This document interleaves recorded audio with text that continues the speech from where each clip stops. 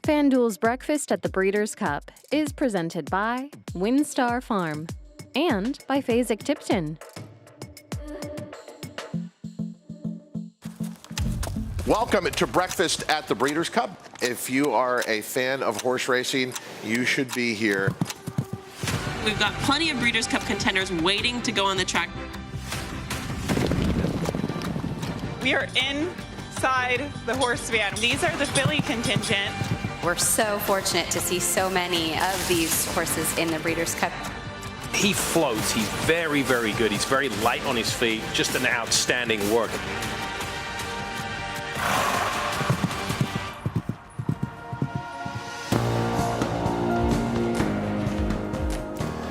It's never all quiet on the Western Front at Santa Anita, preparing to host the Breeders' Cup World Championships for a record 11th time. Preparations continue, and a lot of focus on the horse you're looking at right there, Ushba Tesoro, one of your expected favorites for the biggest race of 2 championship days, the Longines Breeders' Cup Classic. Other horses out on the track this morning. You'll see them all here on Breakfast at the Breeders' Cup. It is a gorgeous morning with temperatures around 62 degrees and climbing up around 75, and so much expected on Friday and Saturday, but so much obviously can happen over these next couple of days leading to Friday and Saturday. Welcome to Breakfast at the Breeders' Cup. I'm Todd Schrupp. And you can see the preparations right behind me on our set, just off the paddock, some schooling sessions going on. If you were with us on Monday, the big story was Ushba Tesoro, the Japanese champion who took the Dubai World Cup, one of the expected favorites for the Longines Breeders' Cup Classic, was supposed to have a routine schooling session at the starting gate. It turned out to be anything but routine. We were told by his connections they would make some adjustments and be back today on Wednesday. We're going to show you that schooling session in just a moment. Joining me for all the action here on our desk, it's Kate and Bradar and Simon Bray. It really was remarkable on Monday to watch Ushba Tesoro essentially have a meltdown at the starting gate. How important is what we're going to see today? Well, you want to see improvement, that's for sure. But it's not unusual for horses at any given time to get a little uncomfortable around the starting gate. It's just the matter of timing, but that is why, Simon, they go to the gate in the morning before big races, even horses who are pros at it, just to make sure that you get all of that out of their system before the big day. Yeah, especially the international horses. As the connections of Ushba Tesoro touched on, these starting gates are very different from country to country, and that was what got Ushba Tesoro a little upset the other morning. Wasn't used to that space at the back of the starting gate, the ledges in there. So the game plan this morning is to put some pads in the back, make that a little better for him, a little softer for him. The bigger issue I have with him is hopefully goes in to even try and see if those pads work, because he went in the starting gate, he stood there momentarily, got very upset, and then when they tried to put him in a couple more times, he just flat out refused to go in. He didn't want to go in. So hopefully, fingers crossed, that works out this morning. All right, we have full team coverage for you here at Santa Anita. Let's start with Michelle Yu.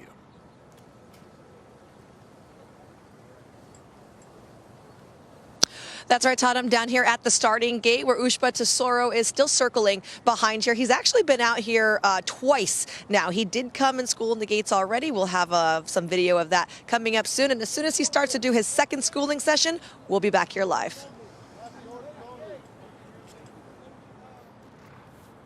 So, Simon, for those who weren't familiar with what the concerns were from his connections about the difference in the starting gate here in America, what was the adjustment they're going to make this morning? They're going to put some big pads in the back V. Where those 2 back gates close, the familiar shot you see on TV when the assistant starters close those back gates, there's a V back there, kind of like this, and it creates a space. And the horse was just a little sensitive, a little different to the starting gate back in Japan, where I think the gates just close more flat. The ledges down the side of the gate where the assistant starters stand on, they can touch around their stifle area, very sensitive, but those pads, they're going to put some really thick pads, 6-inch thick pads on the back of those 2 doors there. That should help him alleviate that space from him rocking back. And the interesting thing, even though it can be a very claustrophobic experience, the more padding, the more they're almost confined and separated from the metal, the more comfortable they feel. Almost like a security blanket that you wrap a baby in very tightly.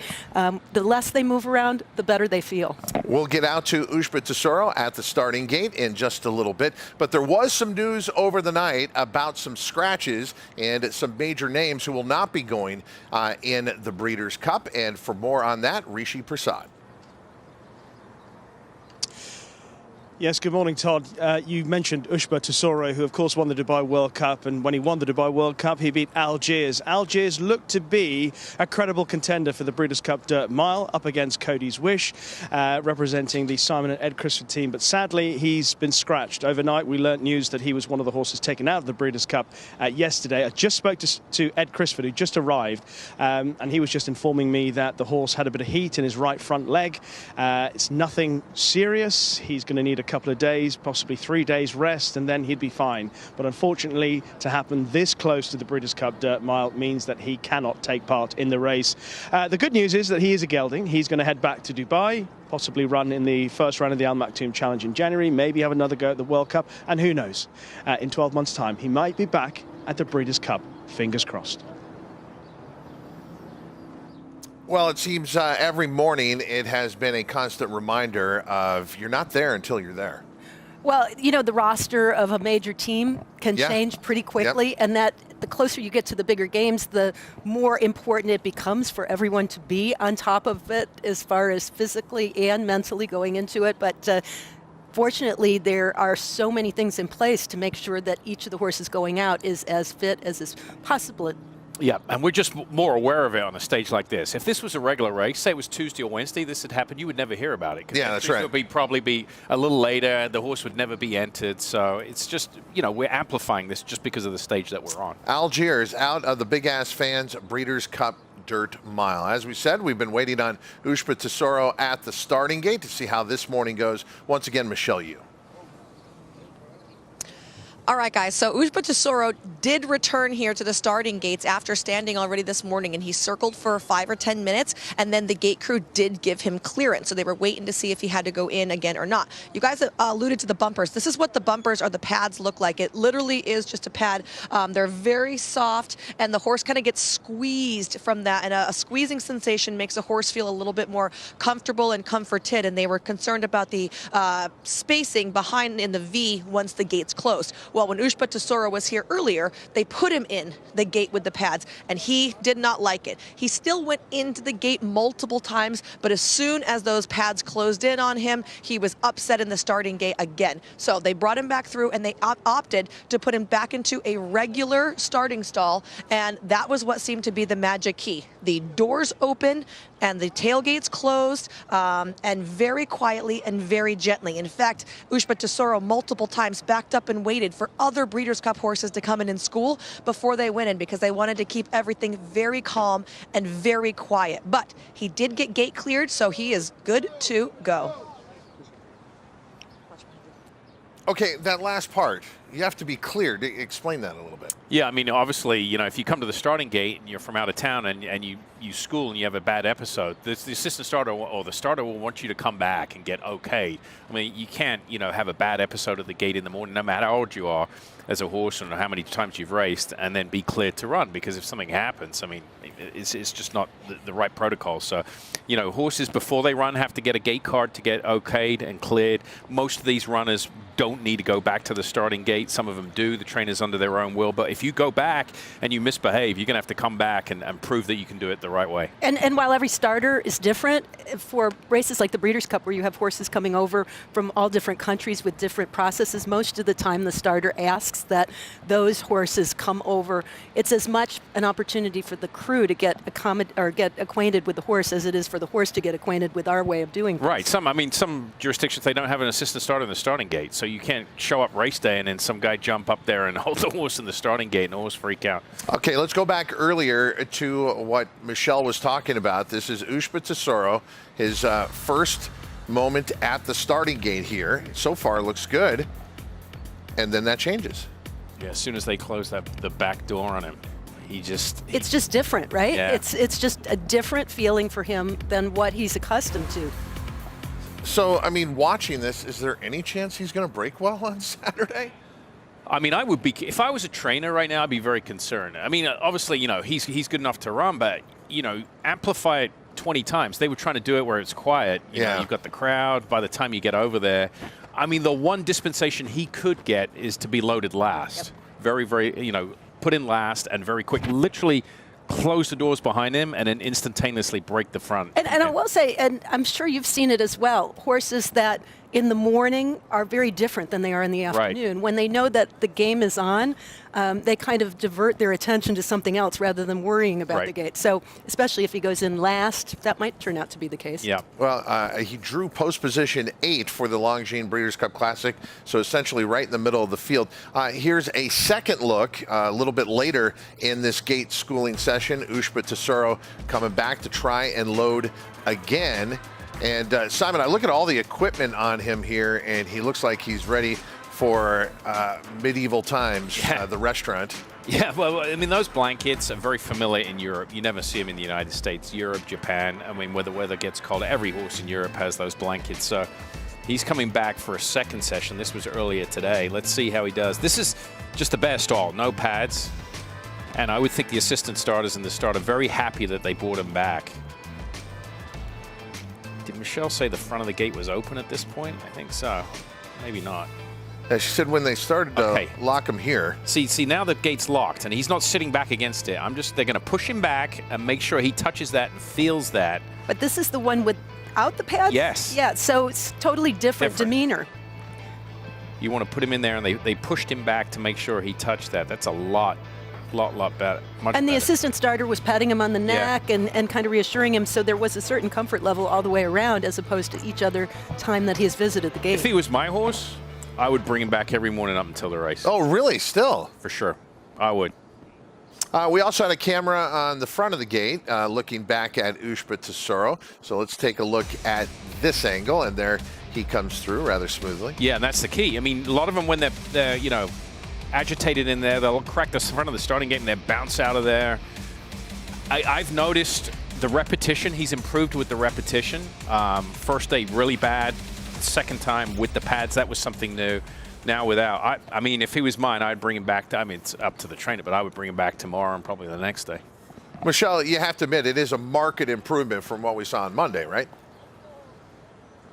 It was definitely an improvement because he actually went into the starting gate on multiple occasions, but I am concerned that from what I saw, they didn't close the gate. So at one point, either the back or the front was always open. The only time they got him in the gate and closed both is when he had that little freak out when the bumpers were on. So like Simon said, if it was me, I would bring him back. And they did bring him back here waiting to hear if they had gotten the approval. But once they got the approval, they opted not to school again. But we have seen them kind of handle him very delicately as far as not wanting to make him too upset. So maybe we'll have another schooling session on tap tomorrow. We'll make sure to catch up with Kate Hunter and find out. Other Breeders' Cup horses to school over here this morning, guys, did include Buttercream Babe. Clariere came and stood in the gate, and a pair of Euros from Adrian Murray, Cuban Force and Valiant Force and Cuban Thunder came in, and they actually both broke out of the gate. So they came in and they stood beautifully and patiently. They actually stood alongside Clariere, and then after she backed out,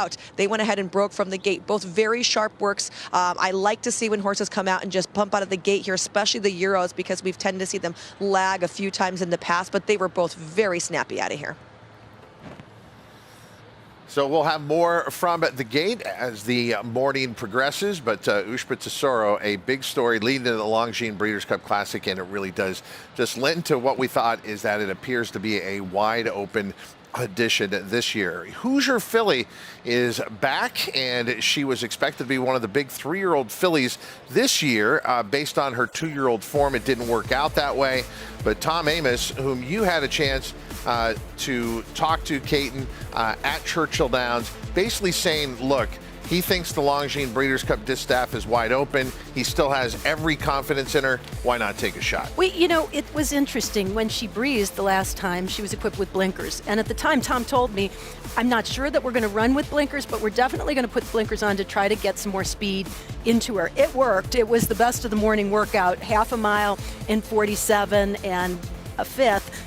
Tom has said that they had originally kind of worked on trying to get her to settle in her races, but they really feel that maybe that's not the way to go, that she is most effective when she's on the engine, when she's full steam right off the bat.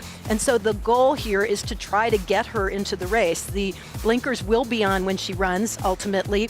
And right now they're just trying to harness her energy and get her to kind of a point at which she is ready to pop out of there and go right to the front. The question is whether all of that will produce that element, because you try to do in your training what you're hoping to produce in the afternoon. It doesn't always work that way. I haven't had a chance to ask Tom how he feels about the inside post position, but I bet he's okay with it because I think they really want her to feel like she needs to go, and that inside post position can kind of do that to a horse. It dictates. I mean, sometimes you draw the one hole and you kind of send a little harder than you normally would just to get position, and she's going to be sent with blinkers on. She doesn't have speed to the outside of her.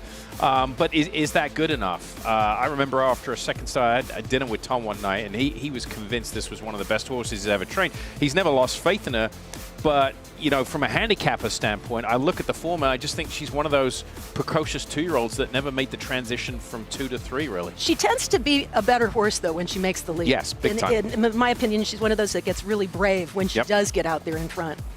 Who's your filly preparing for the Longines Breeders' Cup Distaff?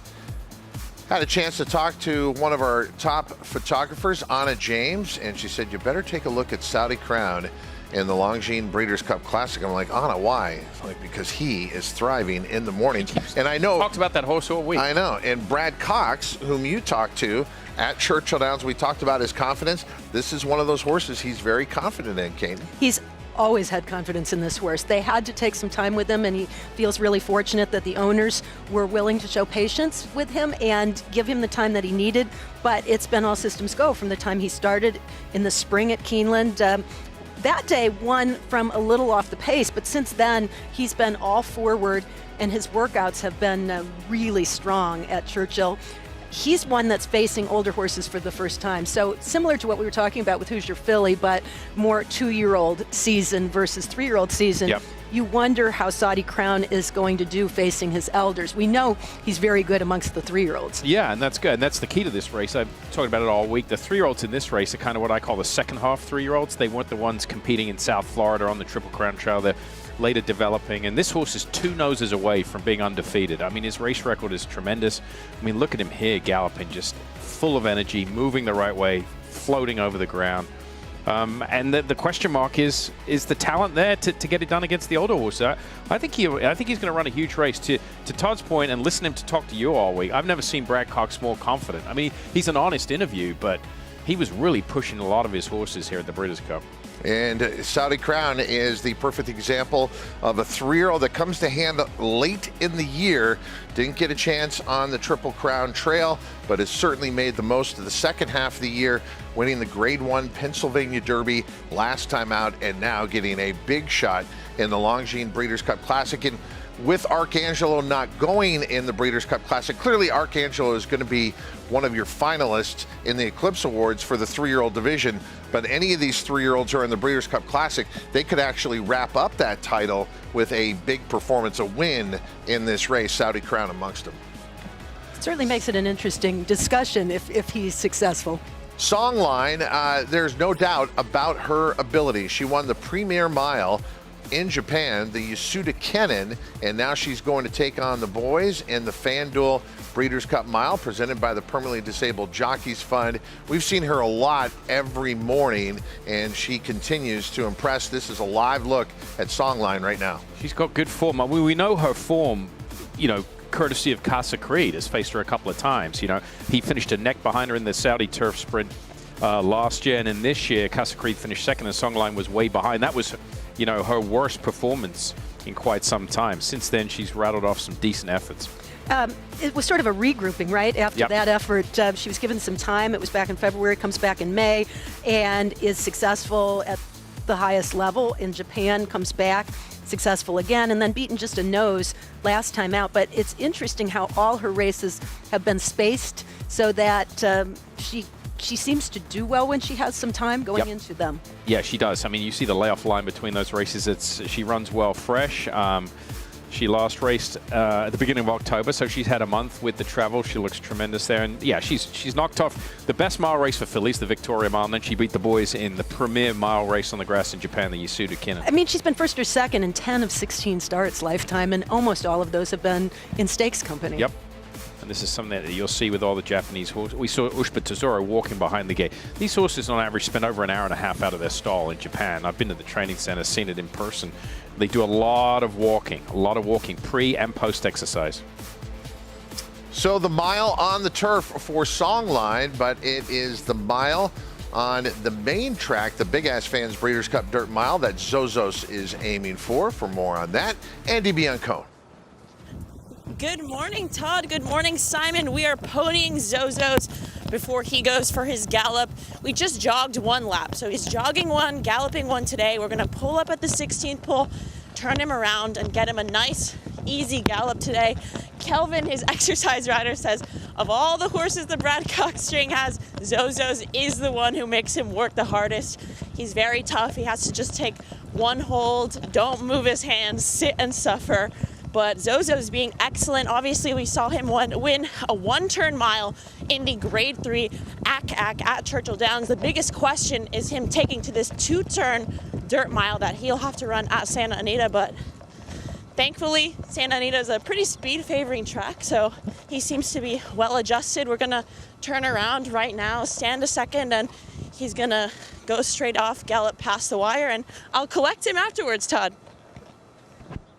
Truly taking in the action here, Andy Biancone with one of her side jobs. Of course, she works for us full-time on FanDuel TV. You've seen her work here on Breakfast at the Breeders' Cup. But before she does all of that in the afternoon with us on FanDuel TV, she is out in the morning with her pony horse employed, and we're getting to watch her put together this other job. And Zos, how do you feel this horse has looked leading up to the Big Ass Fans Breeders' Cup Dirt Mile?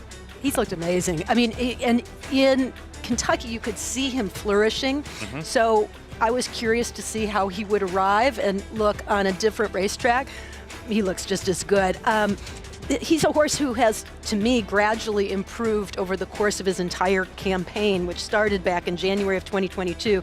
And he was very flashy early on, but then kind of tailed off, I think, because of the rigors of the Triple Crown Trail. But now is just starting to come back to, I think, absolute peak form. He looks tremendous to me.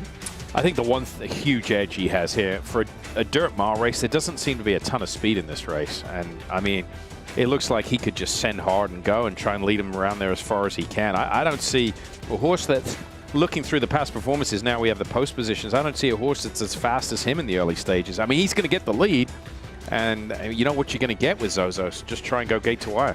I definitely think that'll be the game plan, and it'll be interesting to see as a 4-year-old if he's able to carry his speed more effectively against top company than he did as a 3-year-old. I thought once he reached the one-turn mile, those extended sprint distances, he was sort of in his element, but I don't know if he loses something with the two turns. A live look at Zos out on the main track here at Santa Anita. Let's check in with Rishi Prasad.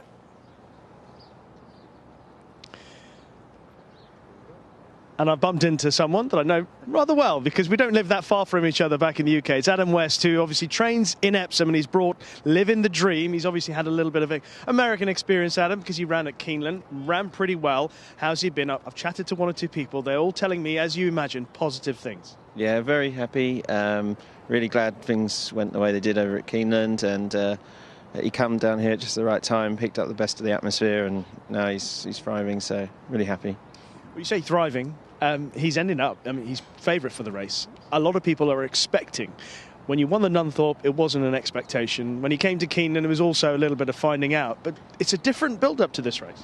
Absolutely. Pressure's on now.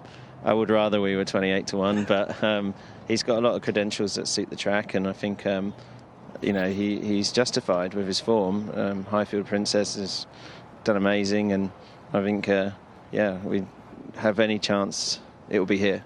His owners, Steve and Jolene, let out an enormous roar when he got stall 5. What was your reaction to that? Well, I was playing down. I said anything but 1 or 12. Just don't be on the wings. Secretly sort of thought 3 to 5 would be best. It wasn't just where he was drawn, it was where the others drawn. You know, the American horses that I probably feared the most, stuck on the wing or on the rail as well. So credit to them. And we got Caravel 2 down from us, so take us in nicely if she jumps like she did last year.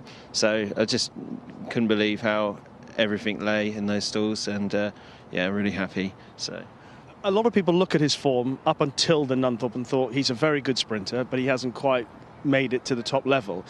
Is it a case that he has just improved and he's still improving? I think it's ground and probably tracks. You know, like everyone when he ran in the Palace House, everyone was like, "Well, you're not in the King Stand." You're not. And we made that decision at the beginning of the year. A stiff 5 isn't going to suit him.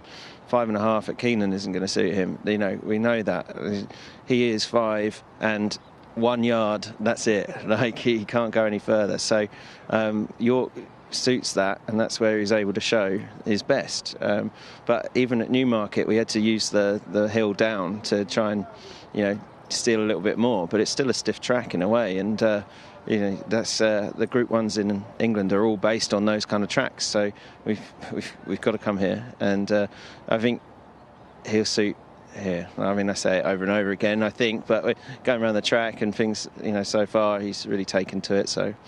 Yeah. And obviously, I mentioned Epsom at the start of this interview. You know as well as I do, there aren't that many top-class horses that emerge from Epsom. It's been a long time since there was even a runner trained in Epsom to run at the Breeders' Cup, and that was back in 1998. What are we talking about in terms of the magnitude of this for you, for the Epsom Training Centre back in the UK? Well, Epsom's on the way up. I think we've done our time now, and we're all focused on getting good horses back there, and the job can be done if we're given the ammunition. It's a great place with lots of history and heritage, and hopefully this horse can show, the job can be done. So. And last thing, did you go down to Hollywood Boulevard? Is that right? You checked out the old Adam West, where it's on the sidewalk? Well, Josh here running things at the Breeders' Cup, he said to me that. They're putting on a good amount of effort for me. I didn't believe they got a Hollywood star already. But no, I thought I'd play up to the namesake a little bit, and I'm only one stage away from wearing the costume. Well, perhaps if he does it on Saturday, it happened. Well done, Adam. Thanks for talking to us. A lot of people rooting for you. Thank you very much, and that's it. Yeah. Could talk to him a lot longer. There's a generation who doesn't realize Adam West was the original Batman on the TV series, and he is honored down at Hollywood Boulevard, and so that is great. They got down there. This Adam West trying to train winner of the Breeders' Cup Turf Sprint. What about his point, Simon? You're from England, about Epsom and the significance of coming here to the Breeders' Cup. Yeah, it's huge. To Rishi's point, he lives close to Epsom.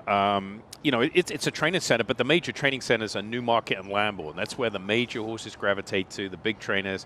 If you have a good horse, you'll send them to one of those two places. Epsom is a very niche, kind of small training centre. Horses do train at their track there. It's where the Derby is held, but that would be big for the racing community there if a horse could get victory here coming out of Epsom. And Spiral has a big chance in the Breeders' Cup Filly and Mare Turf. She is out on the track with Frankie Dettori aboard. Frankie was on her yesterday as well, and he mentioned, I thought this was interesting, how well she hooked up with the pony, because that's, again, something that's unusual. You don't have lead ponies with horses overseas. So all the little details that are different here are so important to make sure that she gets to the gate in good order, that she's happy, content, but she's been moving beautifully, and I think has transitioned beautifully as well. Well, the big question mark for her, right, is the distance, the 1.25 miles. I mean, she's proven herself to be a top-class miler. I think, John Gosden, having trained here and listened to some of his interviews, the 1.25 miles here is an easy 1.25 miles because the first part of it, you're going downhill. So it's very, very comfortable for her to go, cross the dirt, hopefully, and then just have one complete circuit. So the distance is going to be a question mark for her, but I think she can handle it.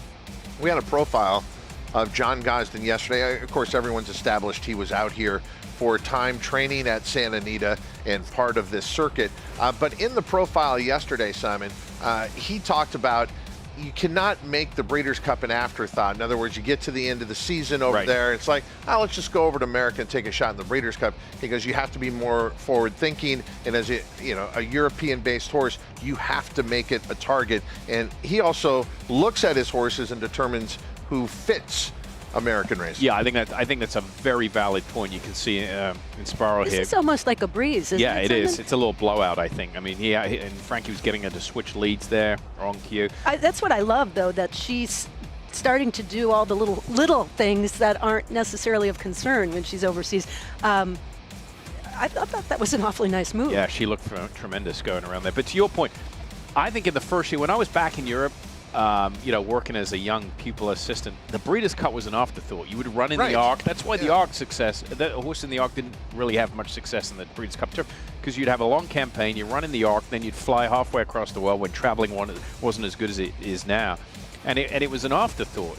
But now it's a much targeted, a more targeted really experience, I think, for the connections, for the horses. They plan from the back end of the year backwards rather than, go down the year into the fall, and hopefully, we'll have a Breeders' Cup running. And for horse players, the Breeders' Cup is always a target. It's two of the best betting days in the sport. And we're talking to you. And regarding FanDuel Racing, new customers can bet the Breeders' Cup with a no-sweat win bet up to $200 on FanDuel Racing. That's up to $200 back if you don't win your first single horse win bet. Just place your first win bet on a single horse in any race and get up to $200 back as a racing bonus if you don't win. Go to FanDuel Racing for details. And specifically to the Breeders' Cup, don't forget about Win Insurance. Play the Breeders' Cup with FanDuel Racing and get Win Bet Insurance on all races at Santa Anita. That's including the card tomorrow on Thursday. The two Breeders' Cup race days are Friday and Saturday, but all 3 days, Thursday, Friday, Saturday, at Santa Anita, you can get Win Insurance only through FanDuel Racing. We'll be back with more Breakfast at the Breeders' Cup right after this.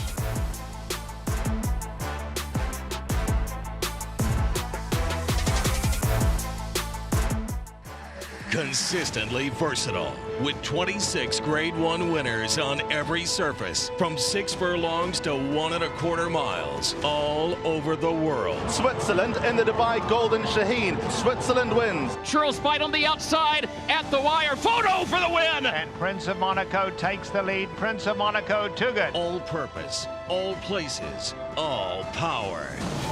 Speightstown. Hey there, it's Craig Carden. I know I can't believe it either, but the World Series is officially here. So if you're choosing to make a wager on the series this year, please be sure to do so responsibly. Gambling should always be fun, social, and entertaining. If at any time you reach a point where it's not all three, take a break, take a breath. Go to FanDuel.com/playwell. Go there right now. Run. Go there and learn more. Hey, so I found a betting system that's really working great for me. So did I. What's yours? I set up an hour-a-week time limit on FanDuel. I can also set up wager limits, so I only bet what I can afford, and betting stays fun. Right. So what's your system? What's that? Your system. What's your system?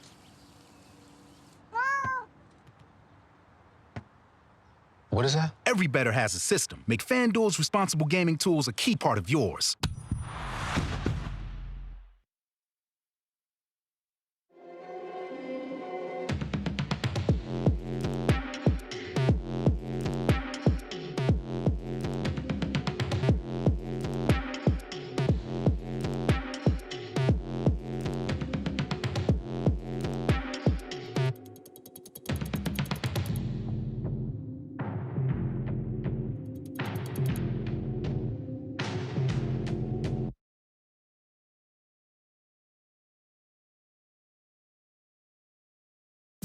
FanDuel's Breakfast at the Breeders' Cup is presented by WinStar Farm and by Fasig-Tipton.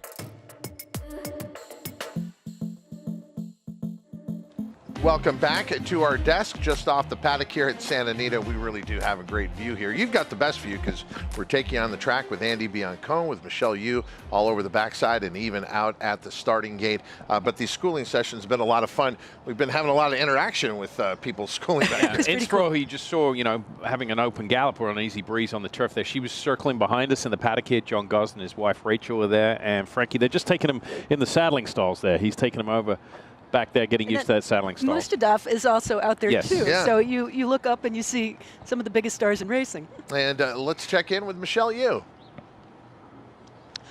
Well, guys, beautiful morning here on the backside, and I tracked down Amr Zidan, who has several contenders in the Breeders' Cup. We have to talk about Arabian Knight right now, because I want to know whose plan this was to go from the layoff into Grade 1 Pacific Classic, Breeders' Cup Classic. That's very Taiba-esque to me. It wasn't me. It was all the bosses. It was all Bob's. I'm just a spectator here. I'm just here to cheer the horses and hope they do well. So luckily they're doing fine, and we look forward to a great weekend. Can you bring me back to the Pacific Classic day and walk through your emotions? Well, I was in my pajamas. I was back home. No, but it was a tough race. It was a great race, and we felt that we deserved the win, and we actually were hoping for a show, and he did. Into the stretch, it was a very close race. I have much respect for Go Rocket Ride, but we managed to dig in, and he came out with flying colors, so we're very happy about that. And when Bob said, "I want to wait and train into the Breeders' Cup Classic," you thought, "Okay, no problem." Yes, sir. That's it. You also have Muth, who was scintillating and then maybe disappointing and then back to being a star. Well, they're babies, right? So they take their time in developing their routine, their habits, and how they want to run. The best thing about Muth's revelation was from the last race was his ability to sit and rate, and I think that was exactly what we hoped for. We weren't expecting it, but we've got it, and he's managed to handle 2 turns well. Now, will he be the better of the bunch going into the Juvenile? We certainly hope he would. He's up against fierce competition. We respect all the horses there. Everyone's able, and again, they're babies. They shine in unexpected times, but we're very proud of our horse, and we hope that he will make us proud in the race. Do you think it's fascinating that you watch Muth work so fast the 2-year-old races, and then the way he ran on debut, to think that all of a sudden in a short time span he can relax?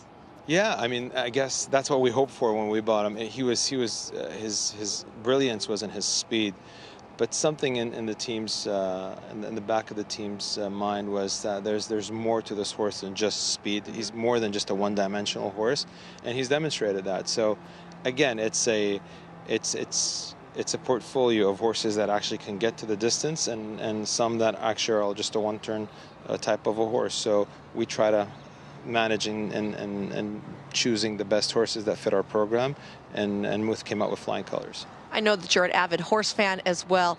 Is there anyone you want to see on the ground, since I think you just got here?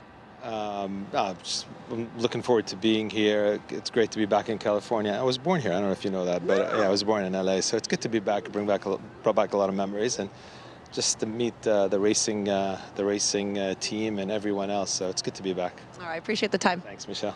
Amr Zidan going to be having some serious contenders, guys, in the Breeders' Cup.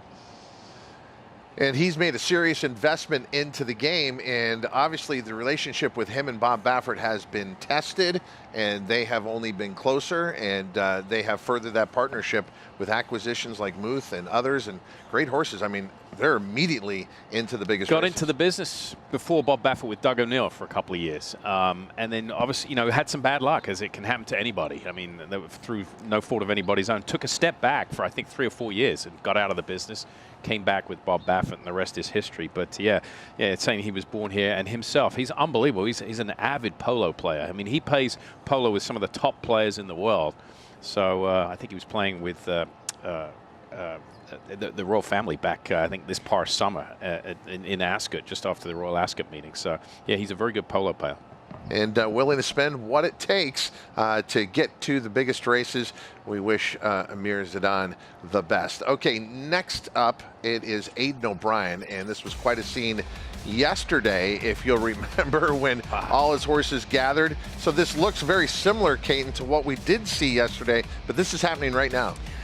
I think they should just give Aidan his own saddle towels rather than them classified by race that the horses are entered in, because they are so distinct. And to see this sight still is something that is remarkable for horsemen as well as race fans and horse lovers especially. It's just an amazing sight. Well, most trainers, they bring a bunch of horses. They wouldn't take them all out simultaneously, right? I mean, on a trip like this, you would have maybe 1 or 2 exercise riders for, say. I was going to say, I don't think that anybody would have enough staff to be able to accommodate it. Exactly, but it's a little different back in Europe. The lads that take care of the horses also ride them as well on occasion. But yeah, to have all the contenders go out simultaneously, it's a sight to behold. Bob Baffert yesterday at the breakfast marquee. It was shortly after this took place. was joking that maybe he'd put a red cap on one of his exercise riders and have de jour join the lineup when they go around the track. But it is remarkable in how they decide, Simon, who's going where. There's 2-year-olds in here mixed in with older horses. Yeah, I mean, they're, the colts would be at the front of the string in Europe. Okay. Because the colts and the fillies go out together. The colts would be at the front, the fillies at the back for obvious reasons. I mean, you don't want to. Right. Yeah.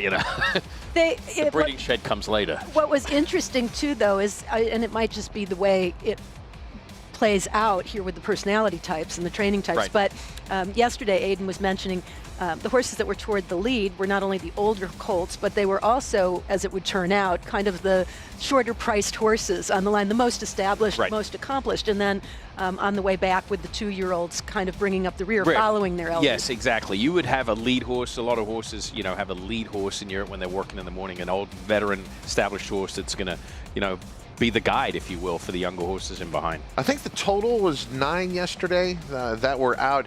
We've seen as many as 16 in some instances. We've also seen them at times shut down the track completely for Aidan O'Brien's contingent to come out on the racetrack. That was not the case yesterday. They were out in the middle of all the traffic going on for the Breeders' Cup, but they stayed obviously on the outside rail. Yeah, they just galloped in single file. Here we go. 1, 2, 3, 4, 5, 6, 7, 8. Yeah, it looks about 9 there, I would imagine. All I remember was Bolshoi Ballet was second at yes. 9. But that's about it. You will see it live. If you didn't see it yesterday, you're going to want to see it. Aidan O'Brien's horses coming out on the track. Once again, Rishi Prasad. Yeah, interested in talking about one of the French challengers for the Breeders' Cup Juvenile Fillies Turf, and that's Les Pavots, trained by Francis-Henri Graffard, who's obviously one of the up-and-coming trainers over the last couple of seasons. He's pretty selective about the horses that he campaigns in big international races. He's brought a Breeders' Cup runner before who ran quite well in the same race a few years ago. And Les Pavots has improved, certainly, at the back end of the season in France. She ended up finishing 3rd last time behind a very good filly of Aidan O'Brien's called Opera Singer on Arc Weekend. Les Pavots finished back in 3rd that day. Although she was beaten about 5 and a bit lengths, it was still a really good run because the winner could potentially be very smart. Les Pavots does have an awkward draw to overcome in her stall position 14, so whether or not that's going to be too much of a challenge for her is not entirely certain. One positive for the way she's normally ridden is that she's settled in the rear, she normally drops out of the back, and she tends to find her way through late on. One thing about her as well, during the season, I was pretty convinced that she actually wanted cut in the ground. She wanted soft ground. She won heavy ground at Deauville earlier in the year. So I was thinking that perhaps might be the key to her.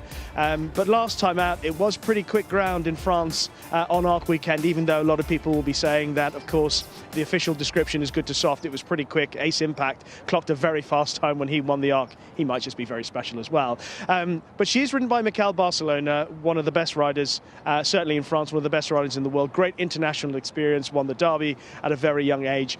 So hopefully he and Les Pavots might overcome that very difficult challenge from stall position number 14. And Craig Burnix, Glen Hill Farm, part of the representation there with Les Pavots, a daughter of No Nay Never, drawing the outside and the Breeders' Cup Juvenile Fillies Turf, listed at 8-1 in the morning line. We'll be back with more breakfast at the Breeders' Cup in just a moment.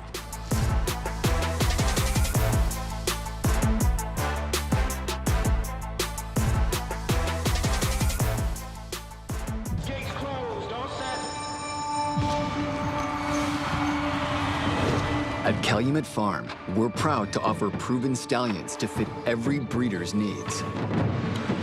With over 72 million in progeny winnings on dirt and turf, our diverse roster is producing the champions of today and tomorrow. Calumet Farm, a legacy reborn.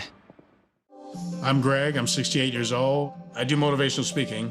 In addition to the substitute teaching, I honestly feel that that's my calling, to give back to younger people. I think most adults will start realizing that they don't recall things as quickly as they used to, or they don't remember things as vividly as they once did. I've been taking Prevagen for about 3 years now. People say to me periodically, man, you got a memory like an elephant.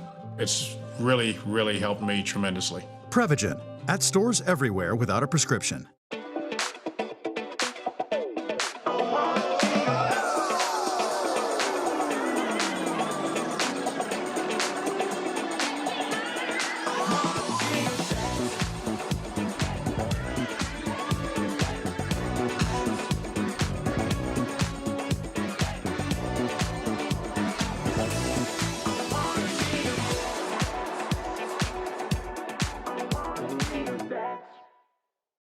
Welcome back to the Sportsbook Draft, where FanDuel's pick is in.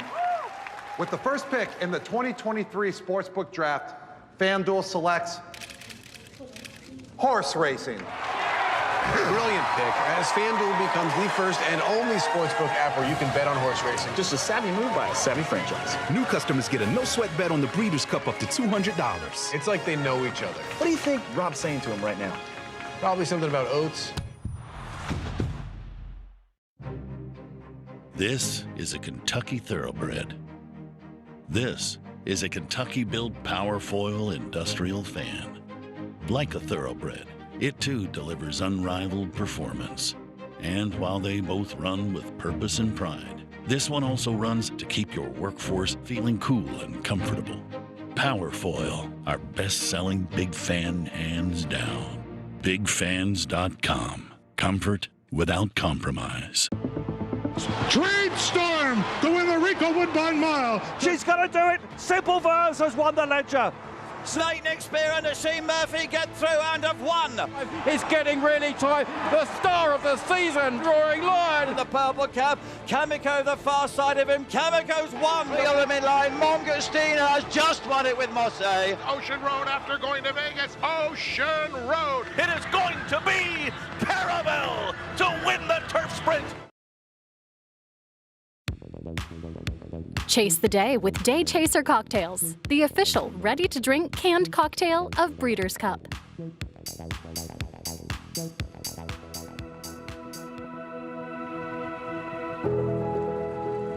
As horse racing's greatest take the stage at the Breeders' Cup, we're working to provide an ecosystem of care to keep these athletes safe. With comprehensive veterinary examinations starting weeks before entry, up until they leave the starting gate. With extensive racing, surface testing, and measurement protocols. New national uniform regulation and rigorous enforcement under the Horse Racing Integrity and Safety Authority. And with the addition of advanced technology and new diagnostic tools, we're taking great and positive strides. But we are committed to doing much more. So no matter who wears the crown, safety runs first at the Breeders' Cup. To learn more, visit breederscup.com/safety. Welcome back to Breakfast at the Breeders' Cup. I'm Todd Schrupp alongside Caden Bradar and Simon Bray. We started our show by focusing on Ushba Tesoro at the starting gate. It should be noted he actually had a workout under the cover of darkness prior to that earlier this morning here at Santa Anita. Had a busy morning. Yeah, I was going to say. Still going on. So, look, he's been looking great all week long, physically training well. Can't see a whole lot here, and I would say watching this wouldn't be a very fast workout, just a maintenance work. Yeah, with a 1.25 miles looming, and the fact that he had a prep race in Japan before coming here off a significant layoff, there isn't a whole lot you're going to get out of these workouts in the way of fitness. They just want to maintain. Exactly. And, just travel evenly over the track, get a chance to not only to stretch his legs, but also to get a feel for what he's going to see and experience as he comes out of the turn and runs down the stretch. And he's doing it very evenly, and he's certainly on the bridle, switched his leads on cue. All those little details, I think they just fine-tuned to make sure that all the bases are covered. Yeah, take some of the edge off of him for when he went to the starting gate a little later on. So moving beautifully. I mean, absolutely firing on all cylinders. Yeah, if it weren't for the starting gate issue, it has been a perfect trip so far to Santa Anita for Ushba Tesoro, still one of the deserved favorites for the Longines Breeders' Cup Classic. Michelle?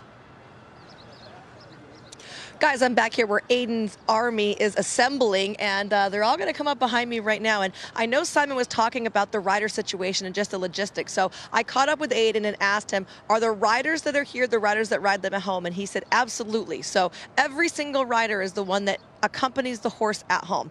Here's another just cool little detail about how thorough they are over at Ballydoyle. You can see each of these quarter sheets here has the horse's name on top.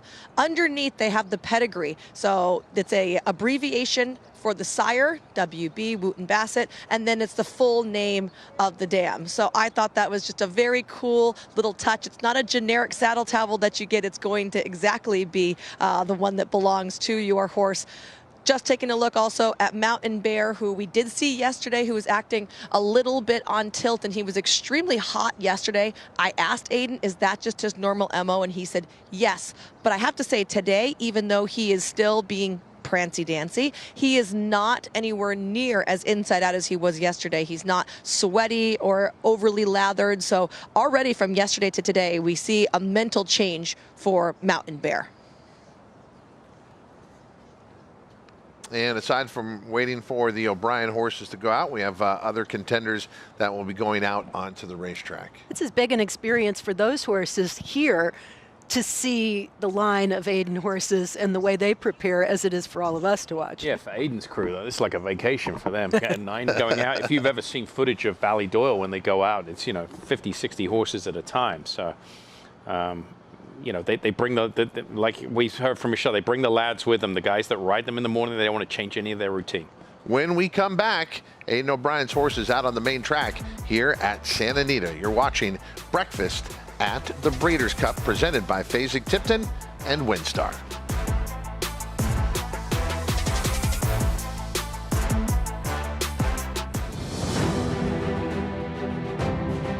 Early voting comes inside. He wins the Preakness by elect. Disarm takes the Met win. And Tama, they win the Bet Parks Pennsylvania Derbies. Wicked Halo, who wins the Raven Run Stakes. Nobody catching Society. Red Route 1. Cyber Knight has one that has no over Tama and Gunna in the forego. Echo Zulu wins the Next Gen Breeders' Cup Juvenile Fillies. It goes down in the field. With FanDuel, every night is a watch party. New customers bet $5 to get $150 bonus if your team wins. Bet all the stars with all your friends and tell them that they get 3 months of NBA League Pass on us with any $5 bet. Only on FanDuel. New customers bet $5, get $150 bonus if your team wins. Plus NBA League Pass on us. FanDuel Casino has your chance at the #1 feeling, winning, which ranks even higher than the 18th best feeling, saving a kid from a well. 59 years later.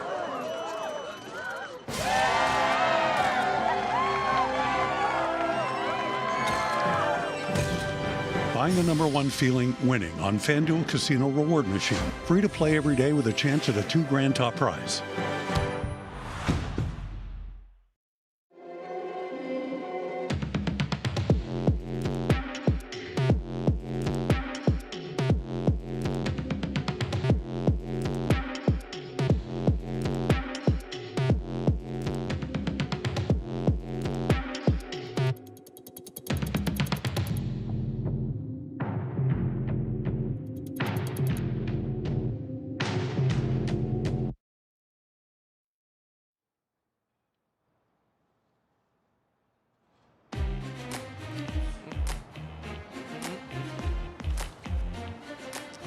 The Breeders' Cup back at Santa Anita for a record 11th time, and Friday is Future Stars Friday. As part of that card, it is the Breeders' Cup Juvenile Turf Sprint, and when you think about the evolution of racing, especially in America, the amount of money being offered for these 2-year-olds on the grass is remarkable. This race carries a purse of $1 million. Here's a look at the field and the post positions drawn for the Breeders' Cup Juvenile Turf Sprint. America's best hope right there, the 2 no-name Mets for a very famous owner, Simon Bray. Yeah, Alex Bregman, starting third baseman for the Houston Astros. Unfortunately, didn't make it to the World Series, so he gets to play here at the Breeders' Cup, our World Series, with a very, very legitimate runner here, Caton. It's won 3 out of 4 starts, 2 for 2, speed, and I think it's got a great post position here for the 5 furlong trip. You know, it's a family affair for the Bregmans, and they are pumped to be here and to have a horse like No Name Mets, but they also respect the competition, and it's pretty deep. Normally, you don't have as much proven form as I think you do in this year's edition of the Turf Sprint. And Big Avs is where it starts. Coming from overseas, Big Avs is your morning line favorite with good reason. We're looking at the Flying Childers Stakes, the most recent start, a Group 2 win by Big Avs. But incredibly, 2 starts ago, I know it's not unusual in Europe, it's unheard of here in the United States. ran in the Grade 1 Nunthorpe against older horses. Yeah, who won that race? Living the dream. Who's going to be in the Breeders' Cup Turf Sprint? I mean, that was a good effort. He's a 2-year-old. They take a shot there. They do it in the Labbe at Arc Weekend. You get a massive weight break. He was carrying 115 pounds. The question I have for Big Evs, all his races, they were good. They were at 5 furlongs, all on the straightaway. He's never been a left-hand turn. That's going to come up pretty quickly. They're going to be rolling fast, and we've seen European horses struggle with that left-hand turn at race speed. For trainer George Weaver, he has No Name Mets, whom we mentioned, but he also has Crimson Advocate, who has experience all over the world. Yeah, Crimson Advocate went to Royal Ascot in the Queen Mary Stakes with John Velasquez. She gets the inside post. She was very, very good. Very, very game and gutsy win here. That was a huge effort. And she, I think, could be a major, major player in here. I mean, she's 4-1 on the morning line. She's drawn right next to her stablemate. I thought she was very, very good. She didn't handle the dirt at Keeneland, but since jumping on the grass, she's been very good. It's certainly a 1-2 punch, but 2 horses for George Weaver who are side by side in the starting gate, coming in very differently. Crimson Advocate, as you saw off that win in the Queen Mary, and now rested since June to give her ample time to recover from the trip and be ready for today, whereas No Name Mets made the trip across the pond, didn't really run a jump, and came back with 2 starts, 2 straight victories. So very interesting contrast in ways you can get to the Breeders' Cup. For more on some of Europe's best chances in the Breeders' Cup Juvenile Turf Sprint, Rishi Prasad. Yes, I really like the chances of Big Evs. We've heard from some of his connections earlier on this week, and I think that, yes, there is a slight question mark about the fact, as you heard from Simon, that he hasn't been round a bend in a race so far. He has had a little bit of experience around Southwell. No, it's not the same thing as going around Santa Anita. But apart from everything else, he's got so much speed. As long as he gets away from the gates, he's very handy. He's quite a little horse. Tom Marquand just came back on him here to the quarantine barn and went back in. He's a little fella, but what he has got is plenty of speed. He gets away well from the gates, and I think all in all, I think he'll be fine. Especially he's had a little spin at Southwell back in the UK around a bend. So his form is strong. He's certainly one of the most talented 5 furlong performers as a 2-year-old back in Europe, and I think he will acquit himself very, very well come Friday.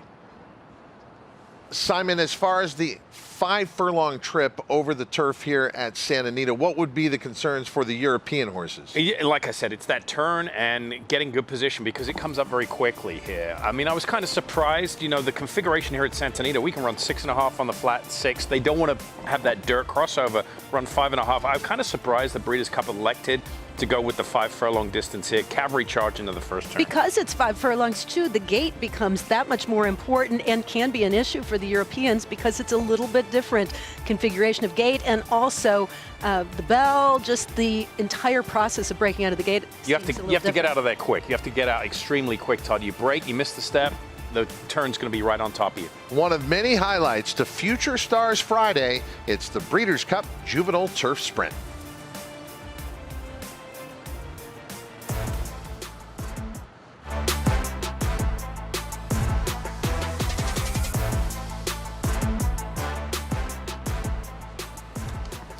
Well, the name is Future Stars Friday. The 2-year-olds in the spotlight for the first day of the Breeders' Cup, and there is no bigger star on that Friday than Tamara. She is the favorite for the Breeders' Cup Juvenile Fillies, and she is the shortest price favorite of the 2 days of championship racing. She is listed at 4-5 in the morning line, 2 for 2 coming in, Caton.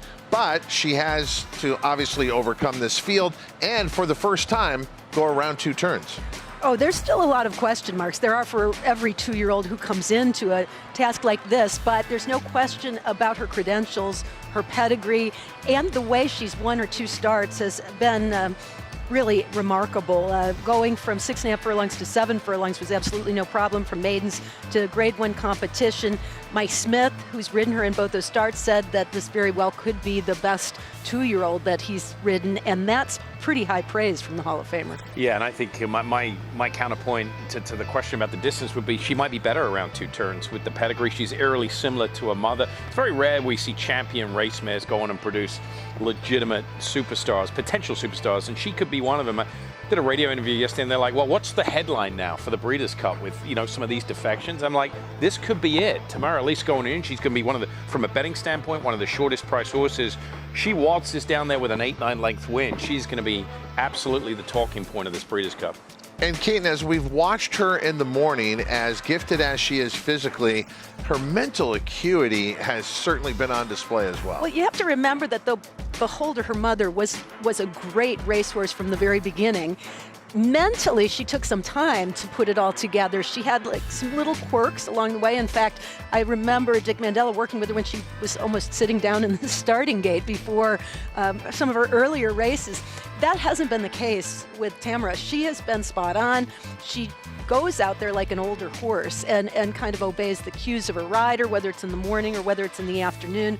She just hasn't missed a beat. For me, the question is maintaining, because when everything goes right to the letter every step of the way for a long time, it becomes that much more difficult to maintain it through a run to the Breeders' Cup. Right, overcoming adversity. I mean, she's wise beyond the years. That we've watched her train all week. I mean, she just, nothing bothers her. It's unbelievable. And I think that's the separator between a good horse and a great horse. They all have the physical attributes. They get over the ground, they work well, but it's that mental acuity, I think, which makes the difference. Those that can handle different situations. She hasn't never been tested. Her biggest test will come on Friday. Future Stars Friday centered around this big star, Tamara, in the NetJets Breeders' Cup Juvenile Fillies.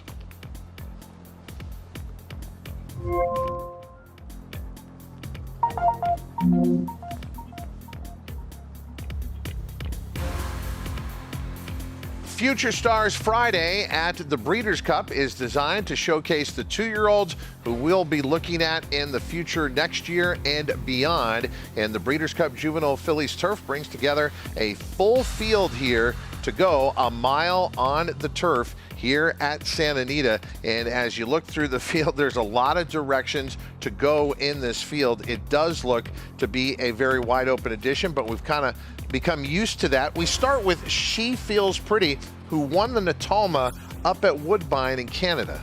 That was the first Group 1 or Grade 1 race for Cherie DeVoe, who has had a breakthrough year. This daughter of Karakanti kind of showed a new life, Simon. She had won her maiden race, her career debut at Ellis Park, and she did it in workmanlike fashion from off the pace. But this was a much better field of horses and a bigger task at hand, and she did it even more easily. All horses improve from start 1 to 2, but there are certain trainers, no matter where you are in the world, that I think horses take an exponential jump, and Cherie DeVoe is one of those. Horses improve dramatically from start 1 to 2.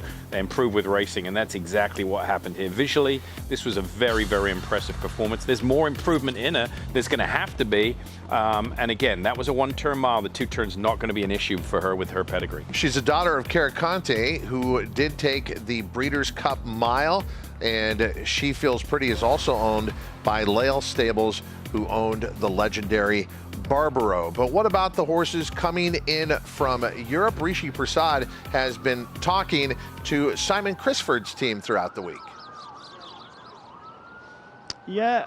And they are full of confidence about Carla's Way.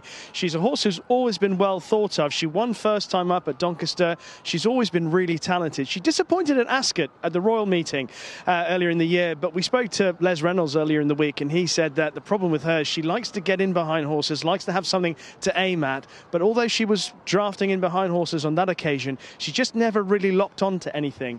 But she put that run behind her. She's come back really well. And last time in the Rockfell Stakes at Newmarket, she put up a really tremendous performance in a race that I think has very strong form. You look at the horse who finished third on that occasion, a horse called Ylang, who's trained by Aidan O'Brien. She came out after that race and won a Group 1.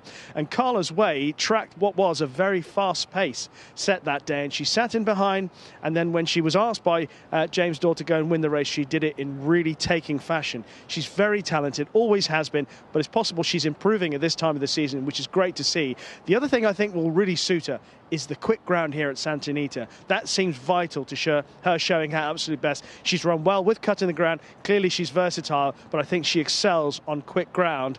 And I think even though she's got a furlong extra to go, I think that's right up her street. She travels really strongly in her races, and she's got a turn of foot. There's a lot about her that you can be positive about. Carla's Way, I think she'll take all the beating in that race. Simon, and you especially, talk about the advantage that the Europeans have in the turf races overall at the Breeders' Cup. Do you see that advantage here in the Breeders' Cup Juvenile Fillies turf? Yeah, I think the gap has narrowed somewhat over the years. I'm a big fan of She Feels Pretty, the filly we highlighted there. I think she's very good. I think the Europeans obviously have a strong hand. They've dominated in this race, but She Feels Pretty to me. She was visually very impressive. That race that she won, the Natama, has produced, ready for this, 5 next out winners. And I'm not talking about maiden winners. I'm talking about horses that come back and won stakes and won allowance races. Her maiden race has produced 3 next out winners. She is exiting 2 very, very live heats. Not to be missed, the Breeders' Cup Juvenile Fillies Turf, part of Future Stars Friday at the Breeders' Cup.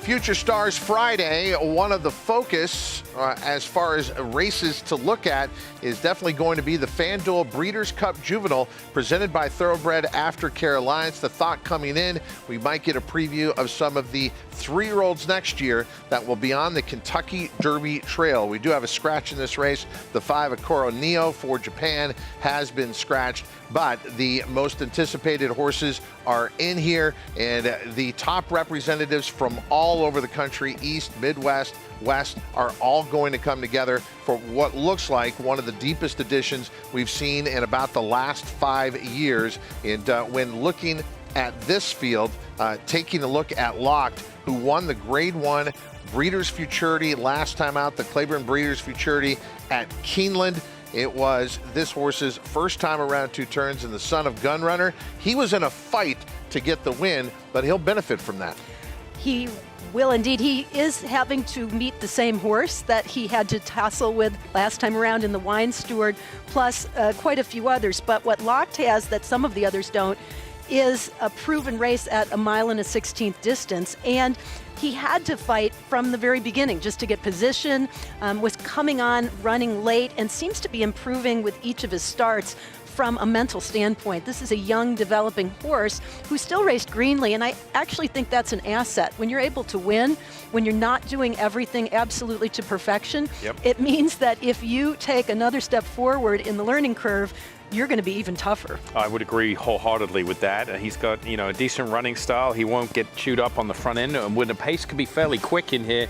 And remember, this is the route that Todd Pletcher used last year with Forte, coming out of the Breeders' Futurity to win the Breeders' Cup Juvenile. Trainer Bob Baffert has dominated the FanDuel Breeders' Cup Juvenile, and he comes in with numbers and quality this year. He has 3 horses in here. Let's start with Muth, a winner of the American Pharoah last time out, over his stablemate Wind Me Up, who will be in the FanDuel Breeders' Cup Juvenile. There's a lot of wine in this race with Wind Me Up and the Wine Steward.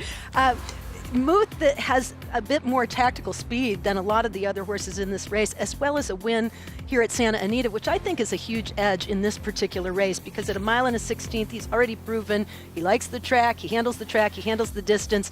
Now he just has to prove how he handles the rest of the competition. Yeah, I like the way he's relaxed. Michelle kind of touched on it earlier this week with Amir Zaidan in an interview, saying how he was so quick early on in his maiden race. He was a $2 million 2-year-old in training purchase. Now he's shown the ability to relax, and that's the MO of Bob Baffert. He wants his 2-year-olds to show speed, but not run off speed. Once they break their maiden at 6, he spends a lot of time in getting them to sit back, relax, and sit off the pace so they can finish these longer races. The other Bob Baffert, and maybe the most talented of the trio that he sends out in here, is Prince of Monaco, winner of the Grade 1 Del Mar Futurity last out, is 3 for 3, but again, another horse who has to overcome the 2 turns for the first time. But another Bob Baffert beating a stablemate in their most recent race, beat stablemate Miramati here in the Grade 1 Del Mar Futurity. He also beat Muth, who won the American Pharoah by 4 lengths in the best pal. 2 turns shouldn't be a problem, looking at the pedigree. Again, as we're so often accustomed to seeing out here in California, Kate, and Bob Baffert, he controls these 2-year-old races, and he's done it again here with 3 entrants. And he very well controls the pace, which is the critical part of this race with Prince of Monaco down on the inside. He may have the speed to set the score for the rest of the field. Caton, you were at Churchill Downs, and you watched the Brad Cox runners train before they came out to California. You asked Brad Cox on that last day to sum up the horses that he liked best, and the first horse he mentioned to you was Timberlake. Yeah, I think this is a horse they've been excited about for a very long time, but the last race, the Champagne Stakes, kind of sealed the deal, and he's continued to train very forwardly since that, kind of hasn't missed a beat. Could absolutely be a preview of next year's Kentucky Derby, a loaded field in the FanDuel Breeders' Cup Juvenile, presented by Thoroughbred Aftercare Alliance.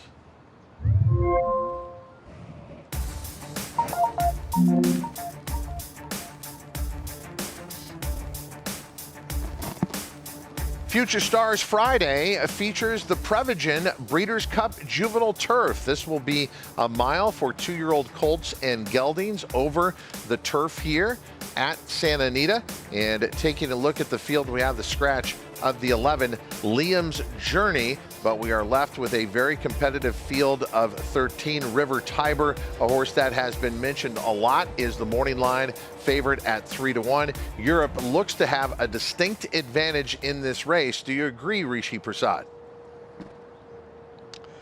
I do agree, Todd, that Europe have the advantage here. Aidan O'Brien in particular has the advantage with River Tiber, unquestionable. Mountain Bear would be the least fancied of those three runners.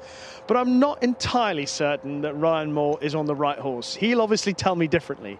But Ryan Moore seemingly has chosen to ride River Tiber. Frankie Dettori is an unquestionable. River Tiber, I can understand why he's riding this horse. He won his first 3 races, one at Royal Ascot, and then he ran behind Van Dijk in the morning and then in the Middle Park Stakes. Now, when he was behind him in the morning, it's fair to say that before the race, Aidan O'Brien did point out that the horse would probably not be quite right, but he still ran well. And then in the Middle Park, he stayed on quite nicely to suggest that a step up in distance will really suit him. It is possible that he could find even more improvement for stepping up in trip. That's without question. And you know the fact that he's gone for this race instead of anything else suggests that that's what they believe. But Unquestionable, I think, has better form because Unquestionable was second to a horse called Rosalien in the Group 1 at Longchamp on Arc Weekend. Rosalien, up until he ran in that race, he had disappointed on one of his starts at Doncaster, but his first and his second win in particular, where he won at Ascot, is some of the strongest 2-year-old form in Europe. And he was at his absolute best, I think, when he won that Group 1 in France. And Unquestionable was the horse who was only a length behind him. Unquestionable had a little bit of a blip mid-season when he was 4th, when he was very well fancied for a good race. And he stepped up to 7 furlongs for the first time when he was behind Rosalien in France. And I thought that was a really good effort. He beat what I think was some good horses in behind. There was a horse called Henry Adams from the Aidan O'Brien team, who at that point was unbeaten, and he was behind Unquestionable on that occasion. So I thought that might be the one for Ryan Moore, but Ryan's gone for River Tiber. What do I know? We have got Frankie Dettori on board if you do like Unquestionable, and of the 2 horses, he's my preference for the race, and I think he'll be taking my cash come the day. And what Bob Baffert is to the Dirt, the Breeders' Cup Juvenile on Future Stars Friday, Aidan O'Brien is to the Breeders' Cup Juvenile Turf. He really holds the best horse. Yeah, I mean, he dominates. I mean, Baffert in the Juvenile, he's won, Baffert out here, the Grade 1s, he's won 10, I think each 2-year-old Grade 1 race at least 10 times. Aidan O'Brien, the Phoenix, a Grade 1 race with 2-year-olds out there, I think he's won 12, 13 times. They just dominate their respective divisions. Endlessly has dominated the division in California when it comes to juvenile horses on the grass, but the 3-for-3 record, does it stack up with anything and the horses that Aidan O'Brien's bringing to this race? I think it's a big step up for Endlessly. I think the Americans are up against the wall here, and I mean, they might run well, but I'm with Rishi wholeheartedly. I like Unquestionable. I mean, you could see a situation where Aidan runs 1-2 here, so I think the Americans, the domestically based horses, are up against it. Isn't it a matter of the domestic horses dominate in their own regions? Yep. But the European horses, Aidan's horses in particular, are dominating internationally. Yeah, they're facing the very best from everywhere. Yeah, that's exactly right. Endlessly is the star of Santa Anita, Unquestionable, and Aidan's horses, they beat horses in a continent, not in a town. Don't forget the Prevagen Breeders' Cup Juvenile Turf, part of Future Stars Friday. Glad you reminded me. At Santa Anita.